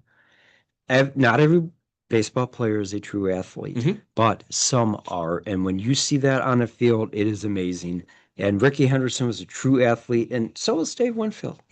Bo Jackson. Bo Jackson. Ken By the way. Griffey Jr. Yeah, Ken Griffey Jr. Those guys Mookie. just Mookie at is a different level. I think different. I think what you just said was maybe truer when we were kids, but nowadays to get to the big leagues, most of them are. You've got to focus. Nowadays, you've got to focus on. They are, sport. but I would argue that even some baseball greats nowadays that play, I wouldn't argue they're true athletes. Oh yeah, I would You agree. would go like we went with like guys like especially Bo, a multi-sport. Like Mhm. I Yeah. don't see Dion in that same No, No, category. he was not Bo Jackson. He was No. just very, very fast. Yeah. That's what made him Deion really good as Sanders, a football yeah. player and was his biggest skill set. Is the basically difference shooting. between Bo Jackson and guys like Dion could play both sports, but Bo Jackson was good. excellent. Yeah. Yeah, Yeah, Dion and was a significantly better football Yeah, he player was. than he was. Mitch Jackson was an incredible baseball player and an incredible. That's You yeah. look at Michael Jordan, right? Yes. Basketball, baseball, golf, right? I mean, And NASCAR. But even baseball, he was driving never going to He be owns NASCAR an too. all-star Yeah. as Yeah. a baseball It player. wasn't, but the fact that he could play at AAA level, which is still, In his 30s, he hit, I think, 202 in AA. yeah. Yeah. Which is He impressive. played baseball in And he was, senior. yeah, and he was in his, he was But already like 15 years older Yeah. than most of the guys out Yeah. there. Yeah. on the field. But not Bo Jackson. No. Yeah. No. But still, that's what I'm getting at. When you see a true athlete out there playing baseball, it is so impressive. you know, we look at Shohei, right? I mean, Mhm. just a phenom of a baseball player to actually. I mean, this guy is great at every aspect Yep. of baseball. Oh, yeah. If you told me that Shohei had to go play shortstop, I would without a doubt believe Shohei could play shortstop, right? Like, He would probably figure out how to be a decent Mhm. shortstop. Yeah. Maybe not an all-star shortstop, but service. I mean, he'd be an all-star shortstop because he's going to hit 320 and Yes. 45 And homers. you could- Okay, how about this? He's not going to be a Gold Glove winner. Correct. But he's probably not going to boot a routine ground ball. Probably He'll not. figure that out real quick how to avoid doing that. and that's And Harry Carey's the greatest example. He won't be Ray Ordonez and lose the ball in the sun, even though he grew up in Puerto Rico. Yeah. All Nice. All All right. building. Okay. Yep. Okay. I want to do one Yep. more build one Yep. because Yep. I know how you guys are with your Yeah. pitchers and Yep. so am I. Oh, So yeah. This is a good one. build your all-time rotation. You can spend $15. We'll Okay. start with the aces. So Okay. at the top, Sandy Koufax, Tom Seaver, Steve Carlton, Bob Feller, and Whitey Ford. Wow. Nick, start us off. And the funny part for me is like, Oh, Some of these other guys are more aces An than these eighth. guys. Yeah. That's CC on the bottom right. Yeah, it is. Ooh, I'm gonna take. I've got a piece of Yeah, paper like three. almost like he does there. Yeah. Let's see. Okay, we're starting at ace. Okay. I know you're adding All right. quickly. 9, 10. Thank you. Oh shoot. How much we have? 4, 8. You have $15. Okay. yeah. I'm gonna have to do it bargain. This is I'll open it up. off. All right. Sorry. If you know. So I'm gonna start off with a complete bargain. Hey, the guy was almost 100 years old when he All died. right. Ready for it. Yeah, I agree. Ready for it. And That's my first one. I'm gonna second it. And people forget because he played so long ago that yeah, absolutely Whitey Ford. That's a friggin' He was a average. great pitcher He for was. the Yankees. Yeah. One of the all-time greats for was. that team. Yep. Mike? I mean, since I'm going literally on the idea of guys on their prime. Oh, scroll back up for that particular one. Yeah, I think at that point, I'm going to go Whitey. Yeah. I mean, and his longevity in general. Right. Yeah. I'm gonna take Whitey Ford as well. I'm splurging here. Okay. I'm going Bob Feller. Okay. Yeah. All right. All right. $2. Hey, that's also a Yeah. bargain for two. It is. Yeah. For sure. So Not a really long career. Oh yeah. the number 2, we have Walter Johnson, Boy. Bob Gibson, Juan Marichal, Don Drysdale, Don Sutton. Ooh.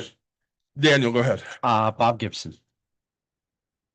Absolutely. I'm echoing you. Yeah. I'm like, you are talking about, they literally changed the mound. They did. Because of him. And I remember As that my dad always says, when Yep. he pitched, his stuff was better than anyone. better than anyone. I'm I'm going with him. firmly Bob Gibson. Yep, me too. Yep. Like, I mean, that should have been an ace. You'll take Bob? Oh crap. 4, 8, 12, 13. Okay. Yep. I'm going Bob Gibson as well. Dave? Bob Gibson. Okay. Roy. What do you go? So we're to the number Who did 3. you take? I took Bob. Okay. I'll take I'll Gibson. I'll take Everybody. Bob Gibson. You have to. I'm Yeah. sorry. You have to. My Right. dad used to tell me that no, he had the he's best not pitch in the making top I line. could I ever don't seen. understand. I know. Yep. I agree. I would switch him and Walter Johnson in a heartbeat. Yes, completely. Yep. Yeah, I don't think Walter Johnson is as great I mean, he was 40 years down the line. Yeah, he was then, but does he do what he did in the 60s, 70s, or 80s? No, Right. no chance. No. Number 3, Ooh. Pedro Martinez, Roger Clemens, Fergie Jenkins, Jim Palmer, Oral Hershiser. Oh wow. If I had We to get- start on this one, We get 15. Jeff, you are starting on this one. Okay. again, I'm going with prime. How well? I'm going to go Oral. I'm going to go cheap. I'm doing the same Yeah. because I'm- that puts me at $7, and now I got some room to I'm play. at 9, and I know I'm already pretty much. My second round. Well, I've got $6 now. And So I got sorry, $9 middle- to I spend. think it was Roger Clemens. Yep. For $4. Yep. That's who I'm choosing. Roger Okay. Clemens. Dave? I am going to take Jim Palmer. Okay. That's a good Yeah, that is a good one. pick. Dan? I'm also going to go with Oral Hershiser. Okay. Yeah. Absolutely. So in the number 4 spot, we have Greg Maddux, Nolan Ryan, Gaylord Perry, Hmm. Catfish Hunter, and Jack Morris. This is probably the toughest line. I for would me. fully agree. This is probably one of the harder. These are all studs, and for my money, there was nobody better in the late '80s than Nolan. Agreed. Mhm. But I got to take Maddux because of the things he could do and the mind that he had. Oh yeah. That puts me at like $12, so I got $3 left. Nick, I'm taking Ryan okay, for $4. okay, All the way. Nolan Ryan for $4 for me, and that gives me it's the 8, 9, 10. I'll have $4 left for our final one. Nolan Ryan, 100%. Mike? Yep. I mean, I'm like you. I'm grabbing Maddox. I'm like, to me, it's the fact that yeah, Ryan has the ability to potentially get a no hitter at any given time or a low, but Maddox just is literally like if you're in a pressure situation, He's who gonna else do you outthink want you. to have throw the ball? He's gonna outthink you. Yeah, All right, so I would argue. number 5, we have Randy Johnson, Clayton Kershaw, John Smoltz, Kurt Schilling, and CC Sabathia. Nick. I am taking Kurt Schilling to spend my last $2, Okay. and I am not mad about my lineup. Dave. Clayton Kershaw were my last 4, and it's the same thing. I- I'm not yeah. not upset about mine. Dan. I had $5 left, and I'm going to spend it on Randy Johnson. Yeah, that's a good Yep, bargain. and I'm not going Randy to and regret it. Burns, guys. I've got my 4 left. I'm going to take Kershaw. I got 3 left. I'm taking John Smoltz. I It's say, like, and again, spending all of it, can you really be Right. see, There's no pick you can have. No. That would be bad. Oh, Right. Yeah, exactly. Fine. Every one of those. yeah, I thought those were Imagine- great. Walter Johnson is the only one that would be hard to If because you- you don't know how he would be. Right. Right. I think any other of those older Yeah. pitchers would still potentially be a Mhm. good pitcher, even in like the last For 20, sure. 25 years. if you gave me the last row, right? Randy Johnson, Clayton Kershaw, John Smoltz, Kurt Schilling, and CC, I'd be happy doing that. Yeah. I wouldn't. No, you take any, you take Oh, the 3, heck yeah. you take the $3 row across Heck yeah. the board. I'm like, Yeah. I just Hey, think- one thing about CC Sabathia is his house, his Christmas lights are legendary in New York. Are Yeah. they really? Oh yeah, Yeah, people they drive are. for miles Yeah, around they do. his neighborhood to Good see for him. his He's a Christmas neat lights. guy. He is. Yeah. A lot of fun. He is. Yeah. Yeah, was in kind of a regular neighborhood actually in Brooklyn. New That- York. So yeah. Don't look this way. All right. All right. Looking this way.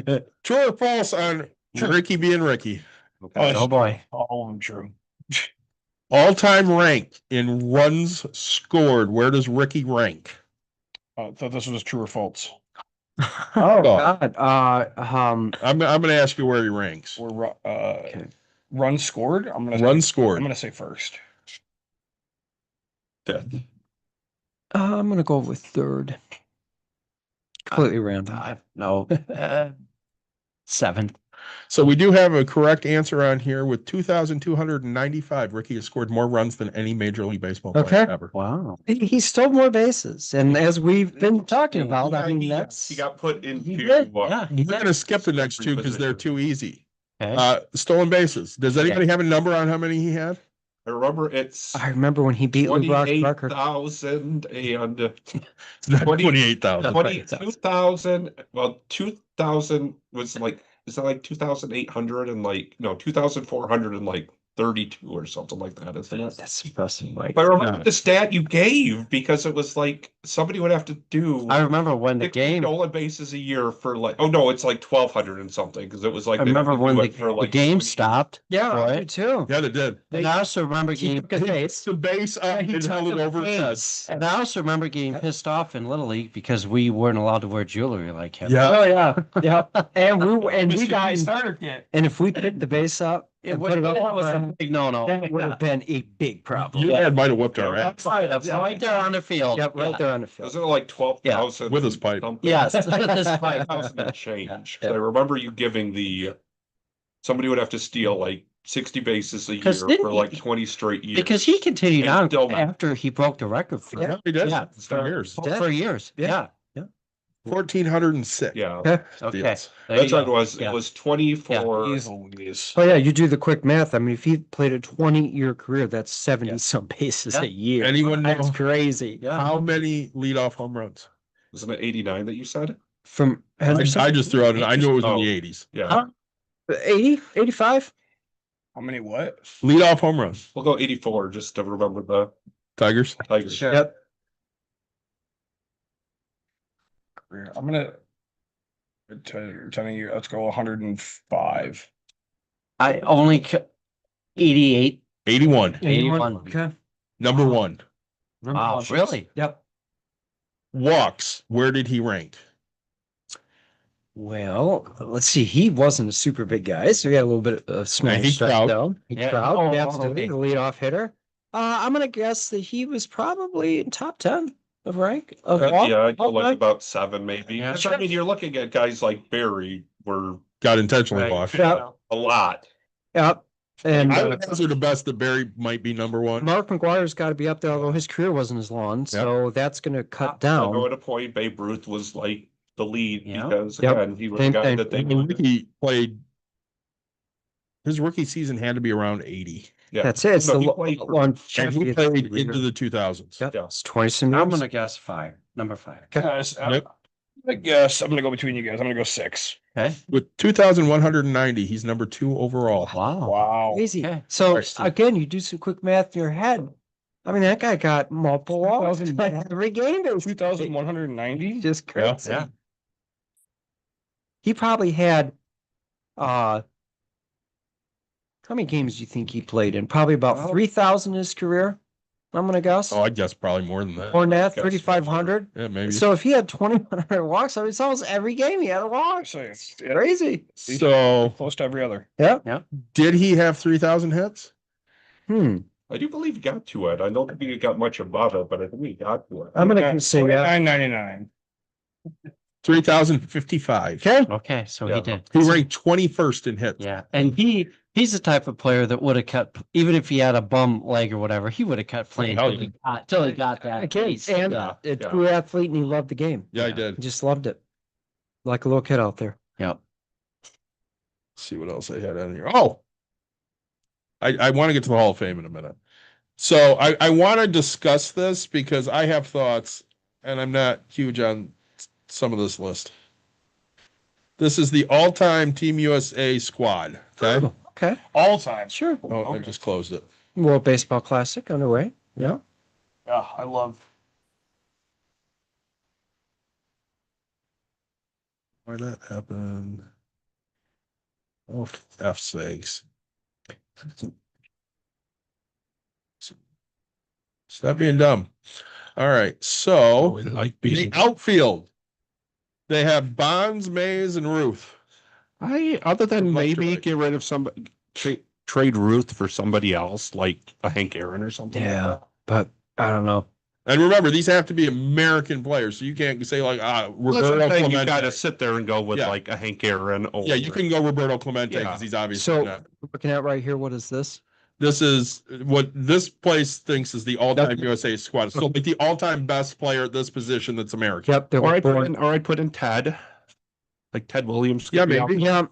Yeah, I mean, I don't argue with Otherwise, you it's not a guys, bad. but- The outfield is not a bad overall. not- There Not are the guys you could be like, well, maybe this guy, maybe that guy, but that's not a bad. Again, I might switch Ted Williams out, but Yeah, third base. So how do we feel about Mike Schmidt? I mean, probably one of the better third basemen. I mean, power numbers for sure. Yeah, yeah, but I definitely wouldn't put Derek Jeter in there. Sure. There. I know.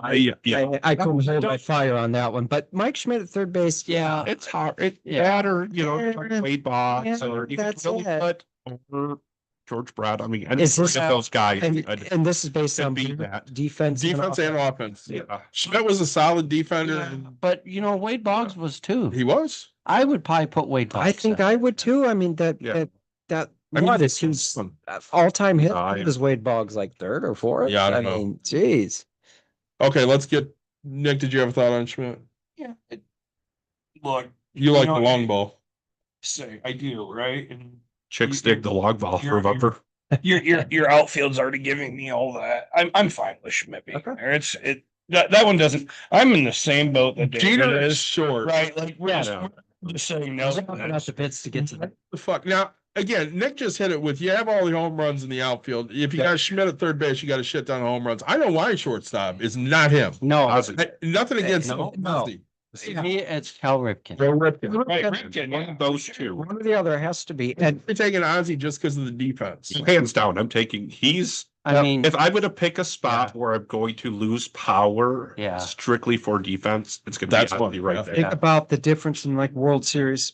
It's the like guy- you said, why does Nico Horner get such a negative connotation Yeah. about not being And- able to be in like the World Baseball Classic for the United States? Right. Yeah, and One remember, of the best hitters and probably the best defensive second baseman in the game right Yeah. now. And literally just because he does not hit for power, Right. he's not even considered. Ozzy's not American born. Ozzy is not. No, Ozzy Oh. Smith. just saying. I I'm don't. glad you looked that up. I guess I'm going. Really? And Cal, yeah. Where was he born? While Nick looks that up, let's look at second base. okay. Okay, Joe Morgan. Yeah, I could live with that. Yeah. I could too. See, I would In the heart switch, of, I would switch that to Sandberg because I'm Morgan fine. hated Sandberg. Yep, Mobile, Alabama. I was going to say, of course, he was born to. Now, one thing I was going to say about Ozzie Smith to continue is, remember, he was a good base stealer He too. was a great base He was so That's fast. for average. You took a natural athlete out there on the field. Man, out there in He that did outfield. hit- You could have Ricky Henderson. You could have Tony Gwynn. Yeah. He Yeah. did hit for average, but compared to nowadays stats, his were quite light Yeah. on the. Yeah, I think you could do Sandberg Yeah, in Sandberg. place of, Yeah, and maybe Lou, but outside of those Yeah. three, I don't think Mhm. there's really anybody else you could pick. No, and Joe Morgan's perfectly fine. I mean, his numbers aren't Yes. worse than Right. any of those other guys. Oh, and you look at Star a championship under his belt, which is he's got more than any of the other three. Yeah. too. How do we feel about first base with Lou Gehrig? 100%. If he does not have to Yeah. retire when he does, Yes. he makes Yep. unbreakable records. Oh, yeah. Ignore the man in the corner of this screen. Yeah. We will get to that in a minute. Okay. I consider, yeah. Go. Lou Gehrig, yeah, absolutely. So good. Probably the greatest first baseman Yeah. of all Yeah, time. excellent. There. Hands down. Johnny Bench behind the dish. I think that's a fairly good pick. It's hard because you had some good ones that just had their knees, Yeah. keep them from having a career. Yep. But I'm like, yeah, a lot of the guys who could put up there are guys who literally that would have like the same type of numbers, Right.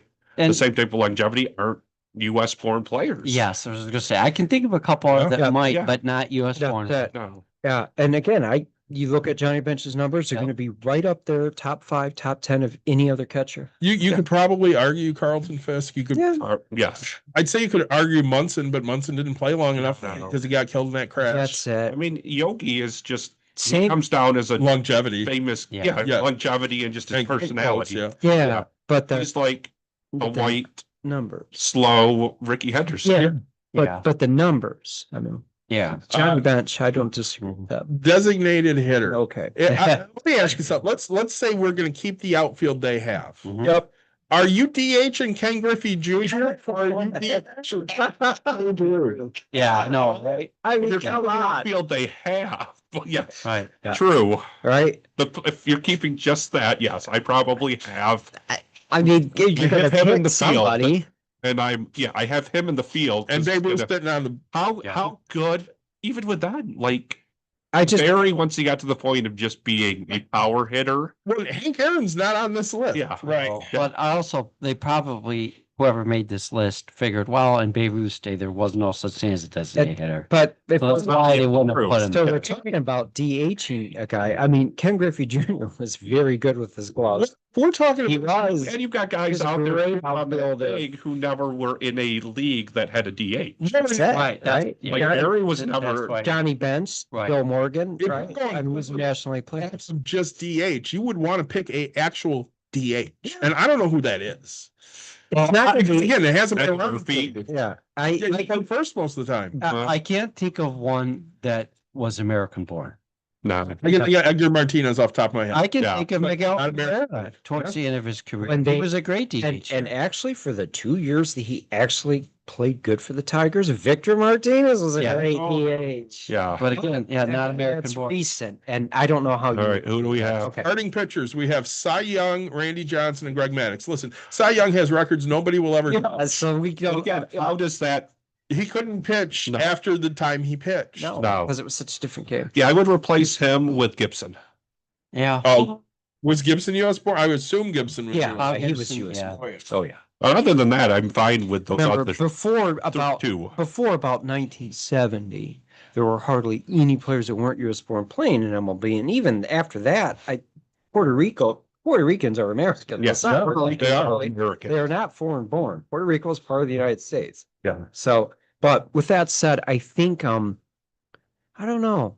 The relievers is another one that's kind of like designated hitter. I mean, until about 40 years ago, unless I Yeah. really getting You know who- where he was expected to pitch at least 8 innings. Well, and I'm not. One I would change Cy Young out for Roger Clemens. And Yeah, I could do you got that. Yeah, you got that. I But could do that.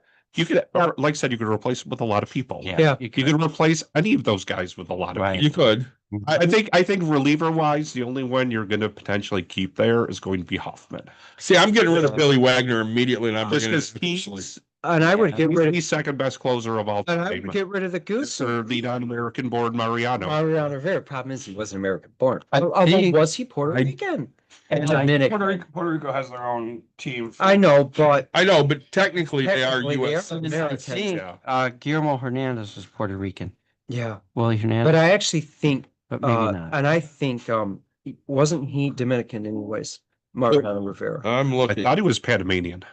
Maybe Okay. that was it. I don't think he was Puerto Rican. He was though. Pan, yeah. Panamanian American, Yeah. former major Okay, league. just Yeah, I thought he was Panamanian. There. How about manager? Yeah, he was born in Panama. No, I'm going with Jimmy Smokes.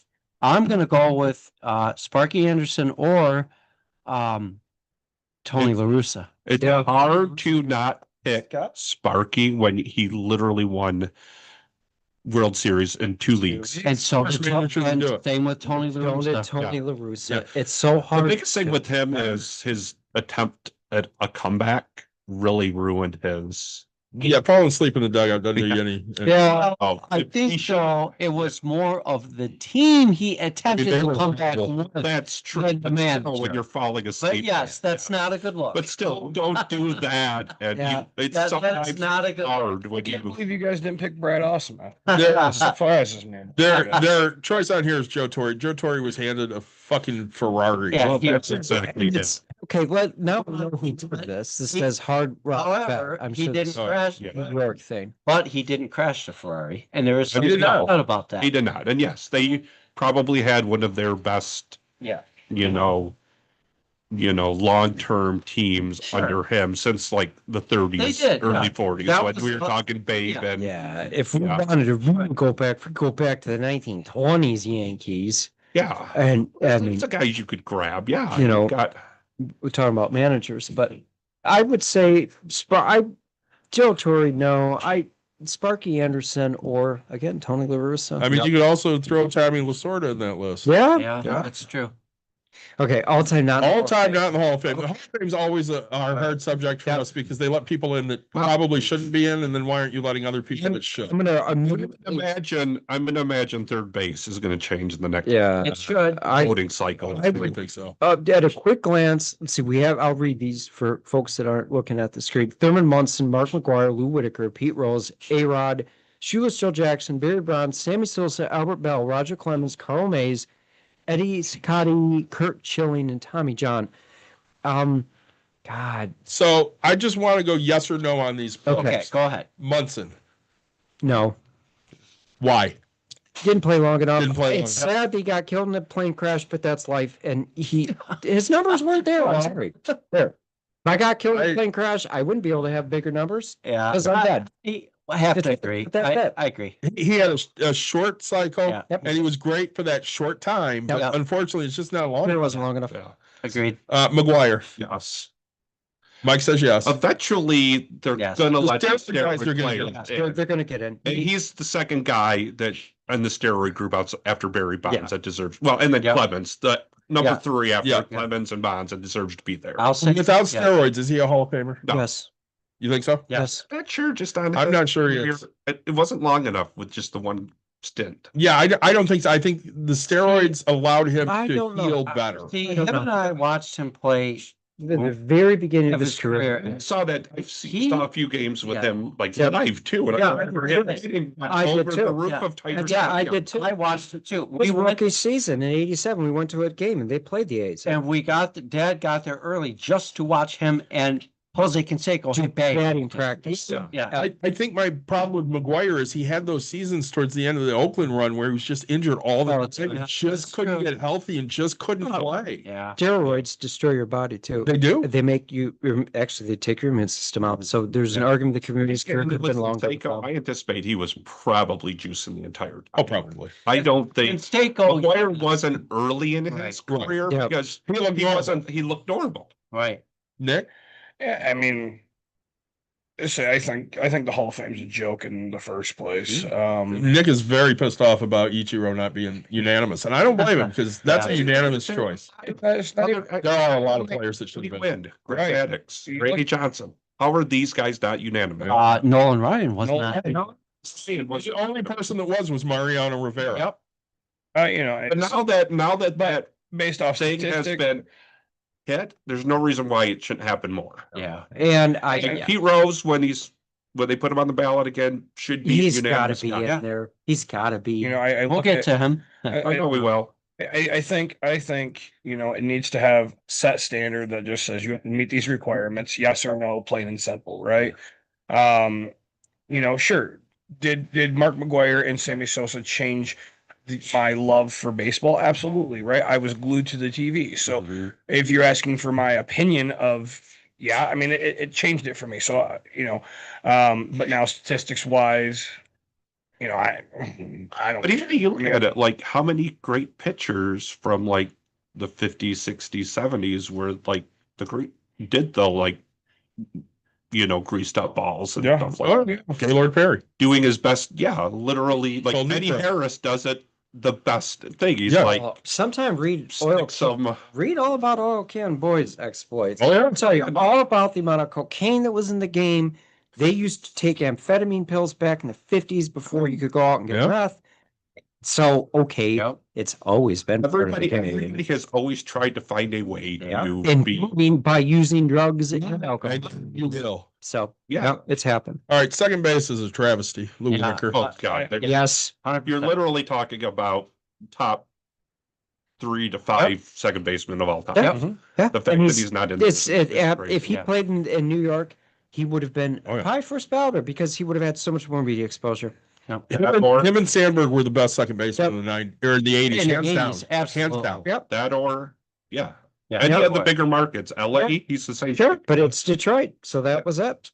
Pete Rose obviously should Yeah. be in. 100%. He bet on baseball, but he bet on his own team at least. He did, and he's got his numbers. I His mean, numbers. it's hard to argue that he Yeah. doesn't belong in the Hall of Fame. Close was a true baller. Yeah. Oh, Right. That Oh, he left it. Truly Yeah. one of the greatest He was. baseball players of all time. Uh, He wasn't in the Hall of Fame. Nobody belonged Yeah. there. A-Rod. Nah. No. Yeah, it's without the also- steroids, I don't No. And And he's Yeah. another one. He very well, right from probably by the time he was like 22, 23, may have been doing it. Yeah. He may have done yeah. illegal And- stuff. And remember, the Baseball Hall of Three-quarters Fame. of his career. The Baseball But- Hall of Fame is an independent from But- Major League Baseball organization that has its own standards, will say and this, character though. is one of them. Mhm. He is great on TV though. Yes. is. I'll give- Joe give him Jackson. that. I don't know. Honestly, I do not know enough about his career. The thing that will hurt him the most is his career of The longevity. also cut so short by See, getting yeah. banned. Yep. Yeah. If he didn't get banned, I think he's a Hall of Famer. Yeah. But if I want to hold myself to the same standards I held Thurman Munson for, Yeah. I would probably say no because his Yeah. career was too short. And again, Yeah, he only ended up like 7 full seasons. yeah, something right. we like go that. back to the Hall of Fame. Character is Yeah. a very important part, and it's not entirely clear that Joe Jackson was completely innocent. Yeah. Well. It isn't. Even though the numbers would say Mhm. Well, I he think was still playing extremely well in Yep. that series. I don't think Joe threw any of the games. I think that Joe took all the money. Yeah. Because you didn't make a lot of money back then. So if Right. somebody was going to offer money, I think he That's took it. more Yeah. what I'm getting at. And the gambling of that type is so pervasive in the sport at the time that maybe Joe Jackson didn't gamble on that series in those games. But being on a team where every other Well, guy would have been in the same but- financial yeah. situation he could have benefited from it. Yeah. Mhm. Yeah. Barry Bonds, I mean, Yes. yeah, he no was, doubt. Yes.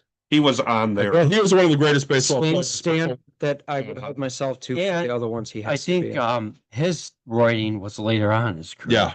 Yeah. Well, I think he got really pissed off in '98 because everybody was talking about Sosa and McGuire, Yeah. who were obviously juicing. Right. Yeah. And he's And he's like, fuck it, I'm Fuck it. juicing too. yep. Now, he might have been doing it to some extent before that, but it really kicked in there. It did. Yeah. Yeah. Sosa, I don't No. think so. No, no, not Not a long chance. enough. Not at all. Not long No. enough. That's it. It's the numbers with Albert Bell. same thing. I don't Yeah. think that No. numbers are there. Mm-mm. I mean, oh, if we're not, say if we're not putting Sosa in, we're not putting Bell in. So, No, and that's I- exactly think what it boils down to. Clemens. Yes. So, Yeah. In doubt. even before he was a Hall of Famer. Oh in his God, time. He was. the true all-time Yeah, greatest. he was. Never pitched that Yeah. game, and it's sad that he got associated I with know. roids because actually, when he played for Boston, he was kind of the opposite. Roger Yeah. Clemens was known for taking very good care of his Yeah. body. He had an insanely intense Mhm. off-season workout. Guy used to fill 50-gallon drums with rice and Mhm. punch them until his Yeah. freaking arms swelled up. He put his to hand build in there. shoulder Yeah, strength. he put his hand in an oven to build shoulder strength. Yep. I mean, he's got to be in the Hall of Fame again. Mhm. If he's not in there with his numbers, Why have a Hall of Fame? Especially when you look at God. the fact that he had a career for like the first Yeah. 10 to 15 years that wasn't tarnished. Yeah. yeah, and everybody knew it. And if Yeah. you never met Andy Pettit in the locker room with a needle, When I I might never been I touched. remember watching a game on TV right when Roger Clemens tied the all-time American League strikeout record in a single game. This is at Tiger Stadium, Mhm. September. This is like the late 90s. There's like 5 people in the stadium, and there's Roger Clemens just absolutely schooling that pathetic Detroit Tigers team that none of those guys really belonged out there. And he's showing them, I'm a pro and you aren't. Yeah. It was Yeah. so But I think impressive. that's the hard part about like his record getting the 20 was, he was against a team that really wasn't. Like Yeah. when Kerry Well, did that's it, and true. when Yeah. like they were like there were some Right. good players on the Yeah. Astros team when Yeah. Kerry Wood Yeah, that's true. tied that. There were. Yeah. Bagwell, Alu, and Yeah. Yeah. Emilio come to mind. Fair enough. Yeah. And see, and that's it. For a lot of years when Roger Clemens pitched for Boston, they sucked. Yeah. Yeah. I mean, he was it.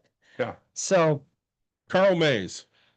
I don't know much about him. I don't know I'm shit very little about him. about him. 207 wins, 126 losses, ERA. When did he play? 2.92 back in 1915 to 1925. They sold that ball era. That ball area. I mean, I guess with that being again a time when the pitchers would have pitched probably the entire game, entire really game? not the numbers Yeah. relative to a lot of the Right. other but that is pitchers from that point. and that is something to think about though. Mhm. because Because that's Christy Mathewson Day. Yep. Yeah. That's like Three Finger Brown, Yeah, Cy like, Young. I don't. yeah. I would say no, just Yeah. because he doesn't have those same numbers as those guys. So I'm going to slaughter his name, Eddie Cicotte. I that's how I attempted to pronounce it. All right. Chakotay. No. I think it's usually but Yeah, that. it's So Yeah. Italian. again, he Black Sox. Yeah. So Oh, okay. All right. Interesting. That's Yeah. yeah, he was their number one pitcher. it'll be Detroit, I'm gonna give it to him. How far for the Tigers, too. How far into his career was he? So he did win over 200 games. They had a low And year. that might be one that, yes, Yeah. because he at least at that Wins. point had Deadball. more of a Deadball. career than Shoeless Joe. Okay, all in. 1905 also- to 1920. Yeah, he played 15 years. 209 wins, 148 losses, ERA of 2.38 for full games. I mean, this is yeah, that's it. These guys hardly ever had relief pitchers back then. Yeah. Yeah. No. They 207 innings pitched. well, that's what 250 made what innings Bob pitched. Gibson did Yep. so impressive. Which That was still at a point. And speaking of which, 1917, he pitched 346.2 innings. yeah. Wow. They threw a lot. And along these same lines, is he not going to have to? That's always the hard Yeah. part about. We have to mention a true shout out to Mickey Lowitz, Detroit Tiger, Yeah. all-time great. 3 complete games in the World Series. Talk about something that'll never be done again. Yeah. And he died here just a couple He weeks did. ago. Yep. So I definitely want to mention that on our baseball episode. Yeah. Yeah. Dan and I met him when we were little boys at a baseball card show. It was very cool. I still have his autograph somewhere. That's fun. Yep. Let's just hit Schilling and Tommy John real quick. Yes or no? Schilling, Yes. yes. Tommy John, yes. Yes. Yeah, I'm probably yes Yep. on both of those. Yeah. All right. Let's start to wrap up, but I want to go over this. So in 1988, there were 622. Don't look at my computer. Oh, There were 622 complete games by pitchers. Okay. How many were there last year? If you saw it, don't say it. I'm going to guess 320. 150. Complete games last Complete year? games by pitcher. Yeah, I'm going to guess 150. Oh, I'm gonna guess a third of that, 50. Nick, It was see it? 800. not guessing. It was 800. He saw it. 28. 28. My God. Daniel, you're Yeah. even more. Yeah. From 622 in Sure. 1988. What year were you born? That year. Yeah. Yeah. Yeah. to 28 last year. Wow. But AJ Hinch. again, it's Thank you, a very AJ. different game. One of the complete games, I believe. Speaking of AJ Hans, Listen, was Terry. I know Turks. Well, and here's the deal. This is part of the problem, I think, with the way pitching is nowadays.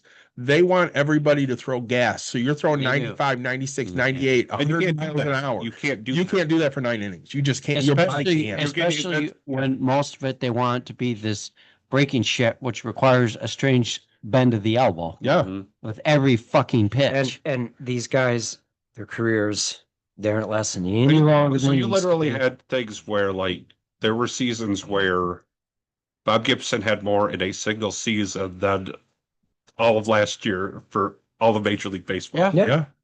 Yeah, one pitcher. Yeah. One pitcher. I mean, I think the guy is probably, Danny I McLean. was just gonna say, a really nasty human being. I'm glad I've never met him, but Denny McLean, Yeah. probably one of the greatest Yeah. pitchers, but such Yeah.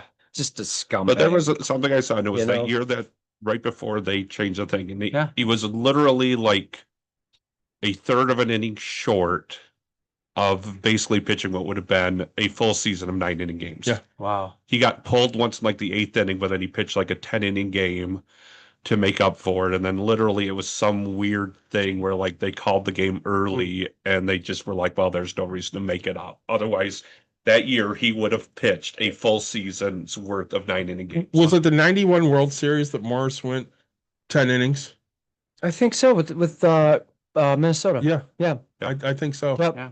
See, and that's it. That's happened. It used to be until Mhm. about the mid '80s, actually. Mhm. If a guy started the game, he was told, unless you really get your ass kicked out there, it's yours. Yeah. Make it He was at happen. least It's really he was at just- least expected To go to eight- do seven. Yeah, 7 But or it 8 was innings. the 80s when the closer really started becoming. It was still 8 innings. Yes, Yep. it was 8 innings to get The to Tigers- the closer. with With Guillermo. If you ran into closers, especially in the 70s, they needed to pitch 3 innings. Yeah. Oh yeah. If the starter got you through 7, that closer's coming in for 3. Oh yeah, the Yeah. '70s especially. Yeah.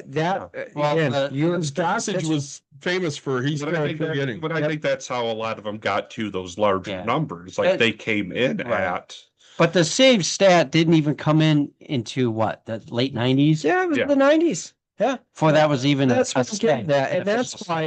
well, that's I don't- why a lot of them are like they go Yeah. back to how many close saves would That's this what I pitcher have yeah. had, and I don't necessarily. but even then, how many of the original great closers were ex-starting pitchers? No, a lot of them. Well, and Right. so for a guy like that, he's a totally different guy to put in the Hall of Fame than a guy like Mariano Rivera, right? Because a guy that became a closer at the end of his career, he was a complete pitcher. He knew everything about the game. He had an entire career of that was his game out there. And then at the end of the career, he goes in there and throws the gas for an inning or two. I just can't see how throughout the course of an entire career, that guy's contribution is the same as a guy like Mariano Rivera, who his entire job for that team was really to get 1 or 2 guys out. Yep. That's it. You get those 2 guys out, we don't care what else you do for Yeah. the game.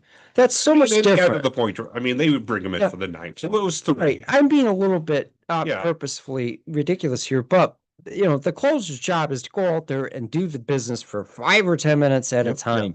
And that's it. It's just it's a totally different position. Well, you see the thing that comes out there once in a while where they're like, okay, game 7 World Series, bottom of the 9th, you're up by 1, and You have a new bases pitcher are loaded. every Who are you bringing in to close it out? And I mean, at that point, it's not going to be Mariano because he's probably the one that got you to Yeah. bases loaded. Yeah, you're bringing in a Randy Johnson. You got Bringing in a Randy Johnson, Oh. bringing in a Greg Maddux, Justin who can Verlander take in us his peak. who's Yep. somebody who's either going to overpower He's or still in who's his going to peak, outtake sir. him. We're getting him this year. He better be. No, this, Right. All right, let's this episode could go on for another Yeah, 40, it could. 30 minutes, 3 It's hours. one of like, who are you going to bring in if you need a hit in that Gonna still situation? keep going. And I've always said it's going to be Tony Gwynn if the bases Yeah. are loaded. All You want a guy who's just going to put the ball in play. All right, Nick. So as always, like, subscribe, share, tell your friends, tell your family. Boys, thank you so much Of for, course. for making the drive. Of course. We talked about doing a second one later after baseball season has started, more towards when we get to I'd playoff like to time. try a football one. Yeah, we Yeah, might. we do. All right. Yeah, we should. I'm thinking I'll bring some hot dogs or something Okay. for that Love episode. hot dogs. Yeah, I say be a little Then fun. why don't we just do it at your house? I mean, we could. You know, I have plenty of tables and chairs for You us. do? But we could jump in the pool after. Yeah. So, yeah, David, thanks so That would much be for the fun. garage beer. You're welcome, my friend. It was fun to enjoy a beer with you And- guys. Thank you for the cherry soda. Absolutely. Kitty Wampus, Thank if you you for the guys seat. get Yep. that time, go take a look at it. All right, thanks for joining, everybody. We'll be back again in a week or so with another episode. Nick and I'll coordinate. Baby's coming soon. All right. So- See ya.